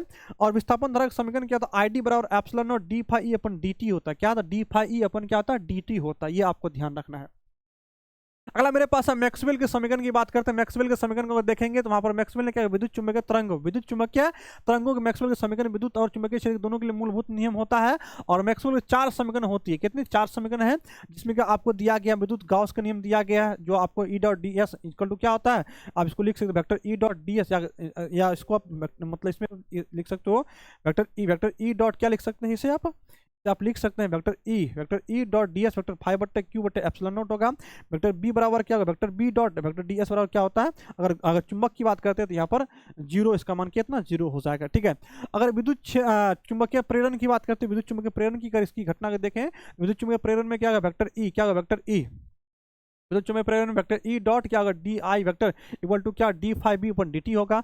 और अगर मतलब अगर एम्पियर के परिपथीय नियम को अगर संशोधित रूप को देखा जाए तो हम कहते हैं vector B dot D L, यहाँ पर क्या होगा, तो मतलब डी एल होगा, हम कह सकते हैं ये मतलब म्यूनोट आई सी प्लस क्या आई डी होगा। तो इस प्रकार से आपको विस्थापन धारा का आपको पूरा एम्पियर के संशोधित नियम को ध्यान में रखना है। हाँ, विद्युत चुंबकीय तरंगे की बात करते हैं तो मतलब समय के साथ क्या होता है, समय के साथ जो है मतलब परिवर्तनशील विद्युतीय और चुंबकीय क्षेत्र में जो एक दूसरे के लंबवत होती है उससे उत्पन्न तरंगे को हम लोग विद्युत चुंबकीय तरंगे कहती है। और विद्युत चुंबकीय तरंगे जो होता है केवल निर्वात के मतलब वेग जो है, निर्वात के विद्युत नियतांक मतलब कह सकते हैं एप्सिलॉन नॉट, और चुंबकीय नियतांक क्या कहते हैं, जिसको मतलब म्यू नॉट पर निर्भर करता है। ये भी आपको ध्यान रखना है। अगला मेरे पास विद्युत चुंबकीय तरंगे अनुप्रस्थ प्रकृति की होती है, ये भी काफी इंपॉर्टेंट है, क्या अनुप्रस्थ प्रकृति होती है। और विद्युत क्षेत्र व चुंबकीय क्षेत्र के परस्पर लंबवत होती है, और तरंग की संचरण दिशा क्या लंबवत होती है, ये भी आपको याद रखना है। और विद्युत चुंबकीय तरंगे में ई तथा बी का है ना, वेक्टर ई और वेक्टर बी क्षेत्र क्या होता है, समान कला में होती है। और जब समान कला में फेज डिफरेंस क्या मान 0 होता है। विद्युत चुंबकीय तरंगे केवल विद्युत क्षेत्र और चुंबकीय क्षेत्र द्वारा विक्षेपित नहीं होता, क्योंकि ये कोई आवेशित कण नहीं है। विद्युतीय क्षेत्र और चुंबकीय क्षेत्र में विद्युत चुंबकीय तरंगे क्या होता है, विक्षेपित नहीं होता, ये आपको याद रखना है। अगला मेरे पास है विद्युत चुंबकीय तरंगे की चाल की बात करते हैं, सी बराबर एप्सिलॉन नॉट बटे म्यू नॉट होगा। इसको हम लोग लिख सकते हैं गुरु G mu naught under root है ना, mu naught into epsilon not भी लिख सकते हैं, और 3 × 10⁸ मीटर प्रति सेकंड के रूप से। मतलब विद्युत चुंबकीय तरंगे की चाल कितना होती है, 3 × 10⁸ मीटर मतलब प्रति सेकंड होता है। और समान माध्यम में अगर इसकी हम लोग विद्युत चुंबकीय तरंगे की चाल के देखें तो भी बराबर क्या होगा, भी बराबर root under mu naught mu into epsilon होगा, यहाँ पर म्यू पारगम्यता और क्या मतलब निर्वात इस माध्यम की विद्युतशीलता कहलाती है। चलिए अगला, विद्युत चुंबकीय तरंगे में ऊर्जा और विद्युत क्षेत्र के चुंबकीय क्षेत्र दो बराबर भागों में क्या होती है, विभाजित होती है। एक विद्युत चुंबकीय तरंगे की जो संबद्ध औसत ऊर्जा का मान होता है यू बराबर क्या होता है 1/2 epsilon not E square plus क्या होता है बी स्क्वायर 2 म्यू नॉट होता है, जो आपको याद रखना है। तो चैप्टर 8 मतलब 1 से लेकर के चैप्टर मतलब 8 तक मतलब पार्ट 1 बुक आपका क्या हो गया, कंप्लीट हो चुका है, क्योंकि पार्ट 1 बुक्स में ही ज्यादा क्वेश्चन आता है, इसलिए आपको थोड़ा सा इसमें ज्यादा आपको पढ़ने की जरूरत है। चलते हैं अगला पॉइंट्स की ओर चलते हैं। अगला पॉइंट्स मेरे पास क्या है कि परावर्तन के नियम की बात करते हैं। परावर्तन का नियम क्या कहता है, आपतित किरण और परावर्तित है ना, परावर्तक सतह पर स्थित आपतन कोण पर अभिलंब तथा परिवर्तन परावर्तित किरण पर तीनों एक ही तल पे होते हैं। आपको प्रकाश का परावर्तन नियम पता है, इसमें हमको ज्यादा दिमाग लगाने की जरूरत नहीं है। आपतित किरण परावर्तक सतह पर आपतन बिंदु और अभिलंब परावर्तित किरण तीनों क्या होता है, एक ही तल पे होता है। आपतन कोण और परावर्तन कोण आपस में बराबर होता है, ये आपको याद ही है, इसमें कुछ ज्यादा मतलब दिमाग लगाने की जरूरत नहीं है। और गोली दर्पण की फोकस दूरी जो वक्रता त्रिज्या क्या होती है, आधी होती है, एफ बराबर 1/, एफ बराबर क्या था r/2 होता है, ये भी आपको याद रखना है। अगर दर्पण सूत्र आपसे पूछा जाए, दर्पण सूत्र आपको पता है, यहाँ पर 1/v plus 1/u equal to 1/f होता है। और अगर आपसे आवर्धन पूछा जाए, आवर्धन मतलब क्या, रेखीय आवर्धन को पूछा जाए, रेखीय आवर्धन m बराबर के h' होता है, जिसको हम -v/u के रूप में भी आप प्रदर्शित कर सकते हो, ठीक है। अगर वही हम लोग बात करते हैं किसके मतलब प्रकाश के अपवर्तन के नियम की बात करते हैं। प्रकाश के अपवर्तन नियम क्या होता है कि मतलब किसी पारदर्शी मतलब पारदर्शी माध्यम से एक पारदर्शी माध्यम से दूसरे पारदर्शी माध्यम में जाती है तो अपने मार्ग से हल्का सा विचलित हो जाती है, और इसी घटना को हम लोग प्रकाश के परिवर्तन कहते हैं। जो आपको इस घटना को प्रकाश के अपवर्तन कहते हैं। अपवर्तन मतलब क्या था, अपने पूर्व पथ से क्या होना, विचलित हो जाना है ना, विचलित हो जाना। और अपवर्तन के नियम की बात करते हैं तो अपवर्तन का नियम क्या कहता है, आपतित किरण और आपतित किरण के बाद आपतन बिंदु पर है ना, जो अभिलंब और अपवर्तित किरण तीनों एक ही तल में होता है। और आपतन कोण की जया और अपवर्तन कोण की जया आपस में अनुपात में क्या है, नियतांक साइन आई बटा साइन आर क्या था, म्यू लिख सकते हैं या μ/1 लिख सकते हैं। और μ/1 क्या एक नियतांक है, प्रथम माध्यम के सापेक्ष क्या द्वितीय माध्यम के अपवर्तनांक के बाद, इसे हम लोग स्नेल के नियम भी कहते हैं। अगला पॉइंट्स की बात करते हैं मेरे पास क्या था ना, अगर पूर्ण आंतरिक परावर्तन की बात करते हैं, पूर्ण आंतरिक परावर्तन क्या होता है, जब आपतन कोण का मान क्रांतिक कोण के मान से अधिक होता है तो प्रकाश सघन माध्यम में लौट जाती है, इस घटना को हम लोग पूर्ण आंतरिक परावर्तन कहते हैं। और पूर्ण आंतरिक परावर्तन में आपतन कोण का मान क्या होना चाहिए, क्रांतिक कोण से अधिक होना चाहिए, तो हमको पूर्ण आंतरिक परावर्तन होता है। और क्रांतिक और अपवर्तनांक के बीच में संबंध हमसे पूछा, आईसी बराबर क्या लिखेंगे, साइन इनवर्स 1/n भी लिख सकते हैं, या इसको हम लोग इस प्रकार से भी लिख सकते हैं, आईसी बराबर क्या लिख सकते हैं, आईसी बराबर इसको लिख सकते हैं 1/m, इसको लिख सकते हैं मतलब क्या, यहाँ पर लिख सकते साइन है ना, साइन मतलब कि म्यू भी लिख सकते हैं। इस प्रकार से आपको देखने के लिए मिल सकता है, ठीक है। तो ये अलग अलग तरीके से देखने के लिए मिल सकता है, जहां पर यहाँ पर n लिखे हो सकता है म्यू भी आपको देखा हुआ मतलब लिखा हुआ मिल सकता है। हाँ, गोलीय सतह की अगर अपवर्तन की बात करते हैं, गोलीय सतह अपवर्तन की जो सूत्र होता है μ2/v - μ1/u इक्वल टू क्या μ2 - है ना, μ2 - μ1/r होता है, ये आपका अपवर्तन का सूत्र, गोलीय सतह के लिए अपवर्तन के लिए सूत्र, वही बात आपको यहाँ पर भी लिखा हुआ है। अगर लेंस मेकर सूत्र की बात करते हैं तो 1/f इक्वल टू क्या था, μ2 माइनस है ना μ2 1 - 1 बट्टा क्या 1/r1/r2। अगर लेंस पदार्थ का अपवर्तनांक, अगर लेंस के पदार्थ का अपवर्तनांक हम लेकर चलते हैं, म्यू लेकर चलते हैं, 1/f इक्वल टू μ - 1 1/r1 - 1 बट्टा क्या होगा r2, जहाँ पर f क्या पतले लेंस की है ना, और r1 r2 क्या क्रमशः गोलीय सतह की क्या वक्रता त्रिज्या है। और लेंस सूत्र की अगर बात करते हैं तो 1/v - 1/u बराबर 1 बट्टा क्या होता है, f होता है, जो लेंस सूत्र का फॉर्मूला, जो आपको सबको याद होना चाहिए, ठीक है, 10 क्लास में भी आपने पढ़ा। हम लोग रेखीय आवर्धन की बात करते हैं, किसमें, अगर हम लोग किसी लेंस से बने किसी है ना, जो मतलब लेंस द्वारा किसी भी वस्तु के प्रतिबिंब आकार तथा स्वयं वस्तु के आकार के अनुपात को रेखीय आवर्धन कहते हैं। और रेखीय आवर्धन मतलब m बराबर h' मतलब v बट्टे क्या u कह सकते हैं। और किसी लेंस की आपतित प्रकाश आपतित प्रकाश की है ना, अपसरित प्रकाश की करने पर जो माप, अगर हम क्षमता की बात करते हैं, किसी लेंस द्वारा आपतित प्रकाश को अपसारित मतलब अपसरित तथा अभिसारित करने की जो माप को हम लोग लेंस की क्षमता कहते हैं। और लेंस की क्षमता को हम लोग क्या कहते हैं, p बराबर f में लिखते हैं, मीटर में है। और अगर हम लोग मतलब इसको सेंटीमीटर में लिखेंगे 100 से गुना करना पड़ता है, ये डायोप्टर में निकल जाएगा। और लेंस की शक्ति का ऐसा ही मात्रा क्या होता है, डायोप्टर क्या होता है, डायोप्टर होता है, जो आपको याद रखना है। अगर मतलब लेंस की फोकस दूरी f1 f2 f3 बहुत सारा हो, और अगर मतलब क्या संयोजन की अगर प्रभावी फोकस दूरी की बात करें तो 1/f बराबर 1/f1 प्लस क्या होगा, 1/f1 plus f2 plus f3 होगा। और अगर उसकी कुल क्षमता निकले तो p बराबर p1 plus p2 plus p3 लिख सकते हैं। और संपर्क में रखे दो पतले लेंस के समतुल समतुल फोकस दूरी अगर एफ हो, f1 2 बटे क्या f1 प्लस f2 लिख सकते हैं, ठीक है। और जहां पर f1 और f2 क्या दोनों लेंस की फोकस दूरी है, ठीक है। माफी चाहूंगा बच्चों, थोड़ा सा मेरा तबियत खराब है, फिर भी क्लास आपका हम ले रहे हैं, ठीक है। चलिए, मेरे पास क्या है, अगर रेले के प्रकीर्णन की नियम की अगर बात करते हैं, रेले के प्रकीर्णन की कहता है, इसका नियम कहता है कि जो प्रकीर्णन की तीव्रता आई होती है तरंग दैर्घ्य के चतुर्थ घात के क्या होती है, व्युत्क्रमानुपाती। क्या होती है, व्युत्क्रमानुपाती होती है। मतलब आई जो होता है तरंग दैर्घ्य के चतुर्थ घात की व्युत्क्रमानुपाती होता है। और प्रिज्म कोण या विचलन कोण की बात करते हैं, अगर प्रिज्म कोण या विचलन कोण की बात करते हैं तो डेल्टा बराबर आई प्लस ई माइनस 1 होता है। और न्यूनतम विचलन की अवस्था की बात करते हैं, डेल्टा एम बराबर क्या 2i-1, क्या होता है 2i-1 होता है, ठीक है। ये आपको ध्यान रखना है। अगला बात करते हैं प्रिज्म पदार्थ के अपवर्तनांक की बात करते हैं। प्रिज्म पदार्थ के अपवर्तनांक की अगर बात करते हैं तो हम इसको म्यू बराबर क्या कहेंगे, साइन ए प्लस डेल्टा एम बट्टा 2 और साइन ए बट्टा 2 कह सकते हैं।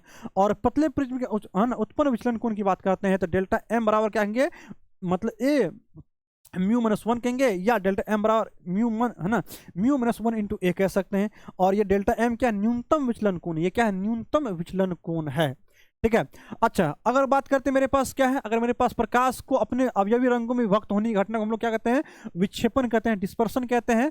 और अगर मेरे पास सरल सूक्ष्मदर्शी आवर्धन क्षमता पूछ दिया जाए तो एम बराबर क्या होता है गुरुजी, एम बराबर 1 प्लस डी बट्टे एफ होता है। और जहां पर डी स्पष्ट न्यूनतम की दूरी जो कितना होता है, जो 25 सेंटीमीटर, जो कितना होता है 25 सेंटीमीटर होता है, ठीक है। और अगर सरल सूक्ष्मदर्शी कोणीय आवर्धन की बात करते हैं, एम बराबर क्या डी बट्टे एफ होगा, डी बट्टे एफ होगा। और जहां पर हम इसको ध्यान रखें, या मतलब ये सूत्र तब मान होता है जब अंतिम प्रतिबिंब क्या अनंत पर बने, है ना, अनंत पर बने, तो आपको ध्यान रखना है। अगर हम लोग संयुक्त सूक्ष्मदर्शी का आवर्धन क्षमता की बात करते हैं तो एम बराबर क्या M O plus M E कह सकते हैं, या एम बराबर हम लोग क्या मतलब माइनस एल बट्टे एफ ओ प्लस 1 बट्टे डी बट्टे एफ ई कह सकते हैं, ठीक है। ये आपको याद रखना है। खगोलीय दूरदर्शी की अगर हम लोग आवर्धन क्षमता की बात करते हैं, एम बराबर क्या होता है बीटा बटे अल्फा होगा ना, एफ ओ बटे एफ ई के रूप में लिख सकते हैं, है ना। अगर हमको दूरदर्शी की नली की लंबाई पूछा जाए, एल की बात पूछा जाए तो एफ ओ प्लस क्या कहेंगे, F O plus F E क्या कहेंगे, एफ ओ प्लस क्या होता है एफ ई होता है, ठीक है। चलिए, तो आपका मतलब 9वां चैप्टर भी कंप्लीट हो गया है। 10वां चैप्टर में आते हैं, कहता है तरंगागर की बात करें। तरंगागर क्या, किसी समय है ना, मतलब किसी समय माध्यम में स्थित ऐसे काल्पनिक पृष्ठ जो किसी ना जो काल्पनिक पृष्ठ जिस पर स्थित सभी कण कंपन समान कला में हो उसे तरंगागर कहते हैं। अगर बिंदु स्रोत है तरंगागर क्या हो, गोलीय होगा। अगर रैखिक स्रोत है तरंगागर क्या बेलनाकार होता है। अगर स्रोत मतलब परिमित दूरी पर हो तो तरंगागर क्या होता है गोलीय, और अपरिमित दूरी पर हो तरंगागर क्या होता है समतल होगा। मतलब अगर स्रोत मतलब किसी भी आकार का हो लेकिन जब अपरिमित दूरी पर बहुत दूर स्थित हो, सुदूर स्थित हो, तो तरंगागर क्या होता है समतल ही होता है, ठीक है। चलिए, अगर विवर्तन की बात करते हैं तो अवरोधक अथवा छिद्र से तीक्ष्ण किनारे से क्या होता है प्रकाश तरंगे आंशिक रूप से मुड़ने की घटना को हम लोग क्या कहते हैं विवर्तन कहते हैं। और ध्रुवन की बात करते हैं, जो क्रिया यह दर्शाता है प्रकाश अनुप्रस्थ तरंगे होता है उसे हम लोग ध्रुवन कहते हैं। और यंत्र जो ध्रुव मतलब जो प्रकाश को ध्रुवित करता है उसे हम लोग ध्रुवक कहते हैं। और निकोल प्रिज्म और पोलराइड इसका मतलब बहुत अच्छा उदाहरण है। और हम लोग प्रकाश की व्यतिकरण की बात करते हैं, व्यतिकरण में क्या होता है तरंगों का अध्यारोपण के कारण जो प्रकाशित तीव्रता दीप्त घनत्व और पुनर्वितरण घटना को प्रकाश के व्यतिकरण कहते हैं। और संपूसी व्यतिकरण की बात करते हैं तो संपूसी व्यतिकरण में क्या गुरुजी, एक विनाशी एक संपूसी, जब दो समान तरंगे एक दूसरे पर समान कला में अध्यारोपित होती है उसे हम लोग है ना संपूसी व्यतिकरण कहते हैं। और संपूसी व्यतिकरण के लिए कलांतर और पथांतर के संबंध की बात करते हैं तो कलांतर जो होता है वो मतलब 2 पाई बट्टा लैम्डा गुना पथांतर होता है। और रचनात्मक व्यतिकरण की बात करते हैं तरंगे एक ही कला में होता है सेम्पिज में, और पथांतर क्या एन लैम्डा होता है। या हम लोग कह सकते हैं यहाँ पर जो कलांतर मेरे पास निकला मतलब 2n पाई होगा। और विनाशीकरण में विपरीत कलाम होता है, और विपरीत कलाम होगा तो पथांतर क्या होता है विषम गुणक होता है 2n+1 लैम्डा बट्टा 2 होता है। और अगर हम लोग कलांतर की बात करते हैं तो 2n क्या 2n+1 इंटू मतलब पाई होगा, ठीक है, विषम गुणक होता है। यही बात आपको यहाँ पर कलांतर 2n पाई होगा और पथांतर क्या होगा, इसके पथांतर जो होता है मतलब n लैम्डा या 2n लैम्डा बट्टा 2 होगा। ऐसे आप 2 कटिए तो n लैम्डा ही मिलेगा आपको, ठीक है। और विनाशिक व्यतिकरण के लिए क्या करेंगे 2n+1 करेंगे। और पथांतर कितना होगा यहाँ पर पथांतर n+1 बटा 2 इंटू लैम्डा होगा, या 2n प्लस हम इसको लिख सकते हैं 2n+1 बटा लैम्डा के रूप में भी इसे लिखा जा सकता है। अगर मेरे पास दो प्रकाश तरंगे का अध्यारोपण होता है तो परिणामी जो मतलब विस्थापन हमको मिलेगा तो y बराबर a sin omega t minus alpha मिलेगा, जहाँ पर अल्फा परिणामी आयाम है और क्या है a ओमेगा t माइनस क्या परिणामी कला है, ठीक है। अगर फ्रिंज की चौड़ाई की बात किया जाए, फ्रिंज चौड़ाई क्या होता है तो फ्रिंज चौड़ाई होता है lambda D, lambda capital D बट्टे क्या होता है लेमडा कैपिटल डी बट्टे का स्मॉल डी होता है। जहां पर क्या लेमडा प्रकाश का स्रोत और लंबाई है और डी दोनों स्रोतों के बीच की दूरी है, और कैपिटल डी के स्रोत और पर्दा के बीच की दूरी है, ठीक है। आइए अगला चलते हम लोग फ्रिंजल दूरी की बात करते हैं। जेड बराबर क्या था, जेड बराबर ए स्क्वायर बटे लेमडा, क्या होता है ए स्क्वायर बटे लेमडा होता है। और बूस्टर नियम की बात करते हैं तो जो अपवर्तनांक होता है वो स्पर्शजा के बराबर, मतलब म्यू जो होता है वो 10 IP के क्या होता है, म्यू बराबर 10 IP क्या होता है, 10 IP होता है। और मानव आंख की न्यूनतम कोणीय विभेदन क्षमता की बात करते हैं, विभेदन सीमा की बात करते हैं, तो वो थीटा वन कितना 1 मिनट होता है, कितना 1 मिनट। और आंख की विभेदन क्षमता की बात करते हैं, विभेदन क्षमता क्या 1 बट्टे मतलब थीटा रेडियन होता है। और उसको कन्वर्ट करते विभेदन क्षमता, बाकी इधर आपको याद रखने की कोई जरूरत नहीं, आप छोड़ भी सकते हैं, कोई दिक्कत नहीं। आप इसको याद रखिए, थीटा वन 1 मिनट होता है, 1 अर्क मिनट होता है।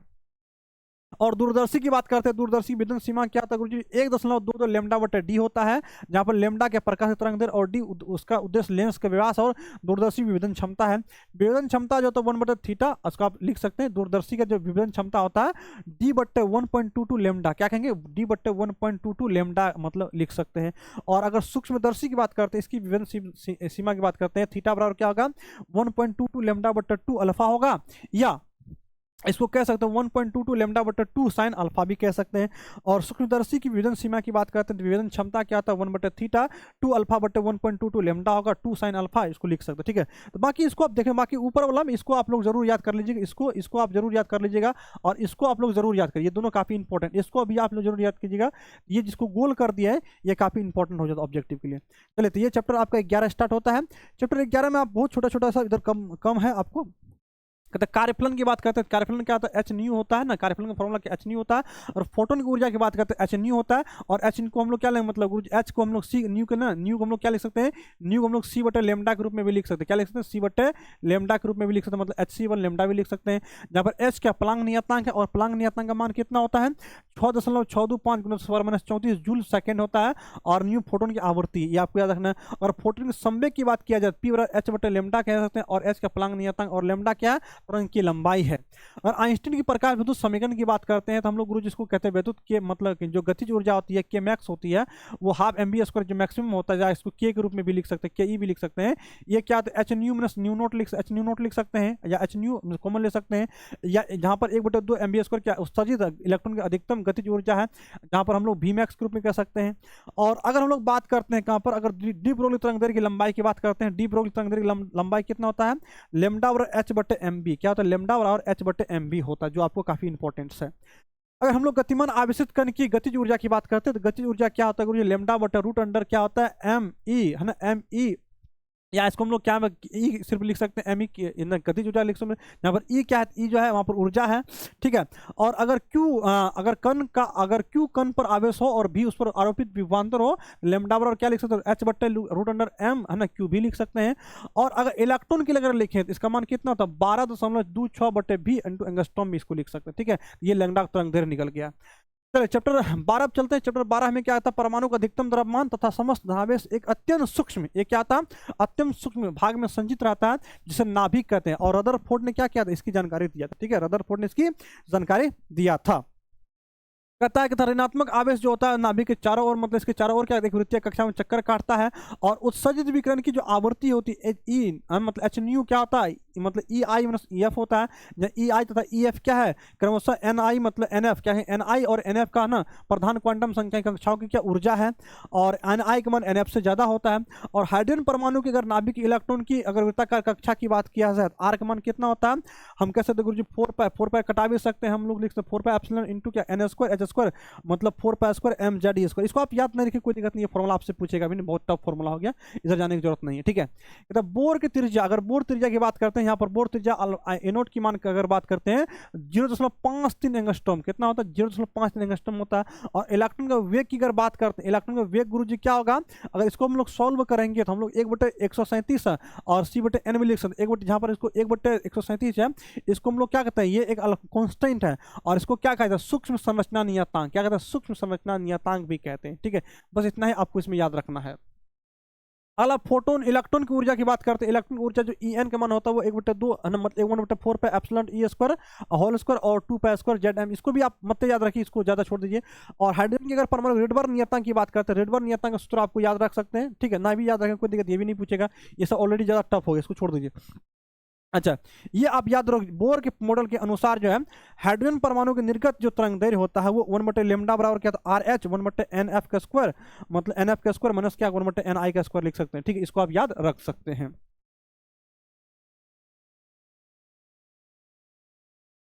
अगला चलते हैं, अगला चलते हैं, ठीक है। अगला चैप्टर मतलब 13 में चलते हैं। 13 क्या आता है कि जहां पर रेडियो मतलब एक्टिव का ऐसा ही मात्रा क्या था, बैकरोल होता है। क्या था, बैकरोल होता है। और एक बैकरोल बराबर क्या होता है, एक विघटन प्रति सेकंड। क्या होता है, एक विघटन प्रति सेकंड होता है, ठीक है। और नाभिक में प्रोटॉन की संख्या उस तत्व के परमाणु क्रमांक होता है, ठीक है। याद रखना, जो प्रोटॉन की संख्या होता है मतलब जेड बराबर क्या होता है, वो पी होता है, आपको याद रखना चाहिए। और नाभिक में न्यूट्रॉन की संख्या एन जो होता है वो क्या होता है, मतलब तत्व के परमाणु भार है ना, परमाणु भार और परमाणु माइनस क्या था, परमाणु क्रमांक के होता है। मतलब जेड बराबर मतलब ए एन बराबर क्या, ए माइनस जेड। क्या लिखते हैं, ए माइनस जेड लिखते हैं, ठीक है। ये आपको ध्यान रखना है। चलिए, प्रोटॉन का अगर आवेश की बात करते हैं, ये तो आपको चैप्टर 1 में बता दिए, 1.6 × 10⁻19 कूलम होता है। और ये जो है मतलब इसकी परमाणु भार तथा परमाणु संख्या क्या एक मतलब एक होता है। और दूसरी ओर हम प्रोटॉन का विराम द्रव्यमान की बात करते हैं तो 1.67 है ना गुना 10⁻27 kg होता है। अब इसे याद रखना। और न्यूट्रॉन अनावेशित कण है और इसका परमाणु भार तथा परमाणु संख्या 0 होता है। और नाभिक के बाहर यह अस्थायी मतलब होता है। क्या, तो नाभिक के जो बाहर है यह अस्थायी होता है। और न्यूट्रॉन का विराम द्रव्यमान की बात करते हैं 1.67 गुना 10⁻27 kg लिख सकते हैं। और नाभिक का व्यास 10⁻14 से 10⁻15 मीटर की क्रम में होती याद रखना। और नाभिक आकार जो था आर बराबर आर नॉट ए, जो आपको ऑब्जेक्टिव में बता ए राइज टू पावर 1/3 कह सकते हैं। और आर नोट का मान कितना होता है, 1.2 गुना 10⁻15 मीटर। मतलब कि यहाँ पर कह सकते हैं नाभिक की जो मतलब त्रिज्या कोटि होती है वो 10⁻15 मीटर की होती है, ठीक है। और परमाणु द्रव्यमान मात्रक एएमयू की बात करते हैं तो 1/12 है ना, 1/12 मतलब कार्बन का द्रव्यमान होता है। और आइसोटोप मतलब कार्बन 12 कह सकते हैं, कार्बन 12 के एक एंगस्ट्रॉम, अगर आइसोटोप की बात करते हैं कार्बन 12 लेंगे तो एक एयू मतलब एक यू बराबर 6.6 गुना 10⁻27 kg, या एक एएमयू बराबर 6.6 गुना 10⁻27 kg के रूप में आप लिख सकते हैं, जो यू या एएमयू का मान होता है। और प्रोटॉन का द्रव्यमान की बात करते हैं, एमपी की बात करते हैं, एमपी बराबर कितना होता है गुरुजी, अगर एमपी की बात करते हैं, अगर प्रोटॉन के द्रव्यमान की बात करते हैं 1.0073 यू होता है, या 1.67 गुना 10⁻27 kg होता है। और न्यूट्रॉन का द्रव्यमान एमएन की बात करते हैं तो 1.00866 यू होता है, या 1.674 गुना 10⁻27 kg होता है। अगर समस्थानिक की बात करते हैं, समस्थानिक किसे कहते हैं, जिसका परमाणु संख्या क्या समान हो लेकिन द्रव्यमान क्या हो, द्रव्यमान संख्या भिन्न भिन्न हो, समस्थानिक कहते हैं। समस्थानिक का कुछ उदाहरण आपको याद रखना, मतलब जो आपको ऑब्जेक्टिव में आता है। संभारिक में नाभिक में जिसकी परमाणु भार क्या होगा, परमाणु भार या द्रव्यमान संख्या क्या समान होगा, लेकिन परमाणु संख्या क्या होगा, मतलब परमाणु संख्या जो होगा वो भिन्न होगा। मतलब परमाणु भार या द्रव्यमान संख्या मतलब ए समान होगा और जेड भिन्न होगा, उसको हम लोग संभारिक कहेंगे, ठीक है। उसे क्या कहेंगे, उसे संभारिक कहते हैं। उदाहरण के तौर पे आप इसको याद रख सकते हैं, ठीक है। और समन्यूट्रॉनिक की बात करते हैं, समन्यूट्रॉनिक क्या, तो ऐसे द्रव्यमान है ना, ऐसे नाभिक जिसमें न्यूट्रॉन की संख्या क्या हो समान हो लेकिन जेड और ए क्या भिन्न, उसे हम लोग समन्यूट्रॉनिक या आइसोटोन कहते हैं। और अगर नाभिक के घनत्व की बात करते हैं, इसका घनत्व कितना होता है, नाभिक का घनत्व जो होता है वो 2.3 गुना 10⁻27 कितना kg प्रति मीटर क्यूब होता है, ठीक है। और यहाँ पर नाभिक का घनत्व जो है द्रव्यमान संख्या से स्वतंत्र होता है, यहाँ पर द्रव्यमान संख्या नहीं होता है। और द्रव्यमान स्पेक्ट्रोमीटर की सहायता से है ना परमाणु द्रव्यमान के मापा जा सकता है। परमाणु द्रव्यमान को मापना है द्रव्यमान स्पेक्ट्रोमीटर द्वारा हम इसे माप सकते हैं। चलिए, रेडियो सक्रियता की बात करते हैं। रेडियो सक्रियता क्या होता है गुरुजी, एन बराबर एन नोट है ना, N naught E raise to power minus delta T होता है। और अर्ध आयु क्या होता है, अर्ध आयु मान विघटन नियतांक के 6 नियतांक क्या, तो व्युत्क्रमानुपाती होता है। टी का मान जो होता है वो 0.693 बटे लेमडा होता है। और रेडियो सक्रियता विघटन का नियम एन बराबर क्या होता है, N naught E raise to power minus lambda T होता है। और रेडियो सक्रियता अगर मान करते अर्ध आयु की अवधि का बात करते हैं, रेडियो सक्रियता की अर्ध आयु अगर अवधि की बात करते हैं तो टी बराबर क्या, लॉग ई 2 बटे लेमडा होगा। और इसको हम लोग लिख सकते हैं 0.693 बट्टा लेमडा, जब लेमडा विघटन स्थिरांक है, जो आपको यहाँ पर भी लिखा हुआ है। रेडियो सक्रिय पदार्थ की औसत आयु जो होता है, मतलब टी की बात करते हैं गुरुजी, यहाँ पर क्या होगा, टी औसत जो होता है वो टी बटे 0.693 होता है, जहाँ टी के अर्ध आयु है, टी के अर्ध आयु के रूप में आप या टी 1/2 भी आप इसे लिख सकते, टी हाफ आप भी लिख सकते, ठीक है, अवधि है, ठीक है। और अर्ध आयु का मान कितना होता है, अर्ध आयु जो होता है वो 0.693 गुना क्या होता है औसत अर्ध आयु, मतलब टी, इसको हम लोग औसत भी कह सकते हैं, ठीक है। रेडियो विघटन रेडियो एक्टिव पदार्थ तत्व की औसत आयु उस तत्व के विघटन नियतांक है ना के व्युत्क्रमानुपाती, टी जो मतलब औसत आयु जो होती है, टी एवरेज जो होती है विघटन नियतांक की व्युत्क्रमानुपाती होती है। और आइंस्टीन का अगर हम लोग द्रव्यमान ऊर्जा समीकरण की बात करें, ई बराबर एमसी स्क्वायर होता है, जहां पर क्या, तो ऊर्जा छोटी छोटी समझौता मतलब ऊर्जा में द्रव्यमान जो है छोटी छोटी, जो हम कह सकते हैं जहां पर ऊर्जा की छोटी समतुलता को प्रदर्शित करती है। और ई वस्तु का ऊर्जा है, और एम क्या गतिशील वस्तु का द्रव्यमान, और सी क्या प्रकाश का वेग है। चलिए चैप्टर 14 है, मतलब 14, चैप्टर 14 में क्या हमको ध्यान रखना है, अर्धचालक के बारे में पूछा गया। तो अर्धचालक क्या कहेंगे, तो हम कहेंगे अर्धचालक जो है मतलब यदि संयोजित तथा चालन बेंड है ना कि अल्प वर्जित क्षेत्र हो, मतलब बहुत छोटा हो, उसे अर्धचालक कहते हैं। जैसे जर्मेनियम हो गया, सिलिकॉन हो गया, ये अर्धचालक का उदाहरण क्या है, अर्धचालक का उदाहरण है। ठीक है, और वर्जित क्षेत्र और जर्मेनियम की अगर बात करते हैं, जर्मेनियम के वर्जित क्षेत्र की बात करते हैं तो 0.7 इलेक्ट्रॉन वोल्ट होता है, और वर्जित क्षेत्र अगर सिलिकॉन की बात करते हैं तो वो 1.1 इलेक्ट्रॉन वोल्ट होता है।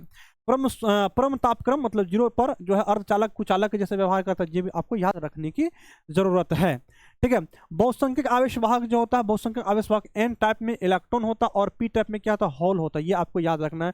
आवेश बहुसंख्यक आवेश वाहक क्या होता है, एन टाइप इलेक्ट्रॉन, और पी टाइप में क्या होता है, होल होता है। और अल्पसंख्यक आवेश वाहक की बात करते हैं, अल्पसंख्यक आवेश वाहक जो होता है वो पी टाइप में इलेक्ट्रॉन और एन टाइप में क्या होता है, होल होता है। याद रखना है। अर्धचालक की चालकता की अगर बात करते हैं, अर्धचालक की चालकता क्या होगा गुरुजी, जो सिग्मा बराबर क्या E into N E plus U E है ना, मतलब mu E plus N H plus mu H कैसा, जहाँ एन ई क्या है इलेक्ट्रॉन घनत्व, एन एच क्या विवर है, होल है, और मतलब घनत्व जो है, और मतलब हम कहते हैं म्यू ई जो है इलेक्ट्रॉन की गतिशीलता है, और म्यू एच जो विवर का गतिशीलता, जो आपको याद रखना है। और अर्धचालक का प्रतिरोधकता अगर रो की बात करते हैं तो 1/सिग्मा कहते हैं, और 1/सिग्मा क्या होगा, मतलब N E plus N E into क्या mu E plus N H into क्या होगा, म्यू एच होगा। और कॉमन आधार ट्रांजिस्टर के लिए अगर धारा लाभ की बात करते हैं तो IC अपन आई होता है। और अगर हम लोग बात करते हैं कि इसमें कॉमन आधार ट्रांजिस्टर में अगर धारा लाभ हम लोग AC की बात करते हैं, AC के धारा लाभ की बात करते हैं, डेल्टा IC बट्टे के डेल्टा E होगा इंटू BC होगा। और कॉमन उत्सर्जक ट्रांजिस्टर में DC धारा लाभ की बात करते हैं, DC धारा लाभ जो बीटा बराबर क्या होता है, IC बट्टे IB होता है। और कॉमन उत्सर्जक ट्रांजिस्टर में अगर AC के धारा लाभ का बात करते हैं तो बीटा AC मतलब n डेल्टा IC बट्टा IB होता है। तो ये आपको ध्यान रखना है। चलिए, और अल्फा और बीटा के बीच अगर संबंध की बात करते हैं, बीटा बराबर क्या होता है, तो अल्फा बट्टे 1 माइनस क्या होता है, अल्फा होगा। और बीटा अगर अल्फा की बात करते हैं तो बीटा बट्टे क्या होगा, 1 प्लस बीटा होता है। ये आपको याद रखने की जरूरत है। ठीक है, चलिए अगला मेरे पास गेट की बात करते हैं। गेट में कौन कौन सा गेट है, तो मेरे पास एंड गेट है। एंड गेट में क्या कहता है, केवल एक तभी आउटपुट देता है जब इसके सभी इनपुट क्या होगा, एक होगा। अगर कोई इनपुट 0 होगा तो आउटपुट क्या होगा, 0 होगा, मतलब इसका बुलियन व्यंजक क्या होगा, A.B क्या, और संकेत वो आपको याद रखना। ठीक है, एंड गेट का बुलियन व्यंजक क्या होता है, A.B होता है, और संकेत क्या याद रखना है, संकेत आपको यहाँ पर याद रखना है। ठीक है, और अगर हम लोग इसकी सत्यता सारणी की बात करते हैं, क्योंकि यहाँ पर A.B बराबर क्या हमको लिखा, Y लिखा है। अगर हम लोग 0 0 देते हैं तो हमको 0 मिलेगा, फिर 0 और 1 देंगे फिर भी हमको 0 मिलेगा, क्योंकि यहाँ पर गुना में 1 और 0 तो फिर भी 0 मिलेगा, और 1 और 1 देंगे तब हमको क्या मिलेगा, 1 मिलेगा। मतलब अगर कोई इनपुट 0 है तो हमको यहाँ पर क्या है, रिजल्ट 0 मिलता। अगर कोई इनपुट, अगर सभी इनपुट 1 है तो आउटपुट हमें क्या मिलेगा, 1 मिलेगा। ये आपको याद रखना किसमें, ये एंड गेट की बात है। और गेट की बात करें तो और का मतलब होता है जोड़ना, मतलब ये तभी 1 देगा जब आउटपुट 1 होगा, है ना। किसी भी इनपुट में अगर एक मतलब मान 1 होता है तो मतलब केवल तभी आउटपुट 0 होगा जब सभी इसका इनपुट 0 होगा। बाकी अगर एक भी आउटपुट अगर 1 है तो आउटपुट क्या 1 ही मिलेगा, क्योंकि इसका बुलियन व्यंजक क्या होता है, y बराबर A प्लस बी, क्या होता है, A प्लस बी होता है। ठीक है, चलिए, और अगर इसको देखें तो हम कह सकते हैं कि मतलब A बराबर है ना, A बराबर हम कह सकते हैं मतलब कि y बराबर A प्लस बी कहेंगे। अगर हम लोग 0 0 करते हैं तो फिर 0, और 0 में 1 को जोड़ेंगे तो फिर 1 हमको मिलेगा, 1 में 0 को जोड़ेंगे फिर भी 1 मिलेगा, 1 और 1 फिर भी 1 हमको मिलेगा। ये हमको ध्यान है। और गेट का सत्यता सारणी बुलियन व्यंजक अगर आप ध्यान में रखते हैं तो आप क्या करेंगे, आराम से सत्यता सारणी बना सकते हैं।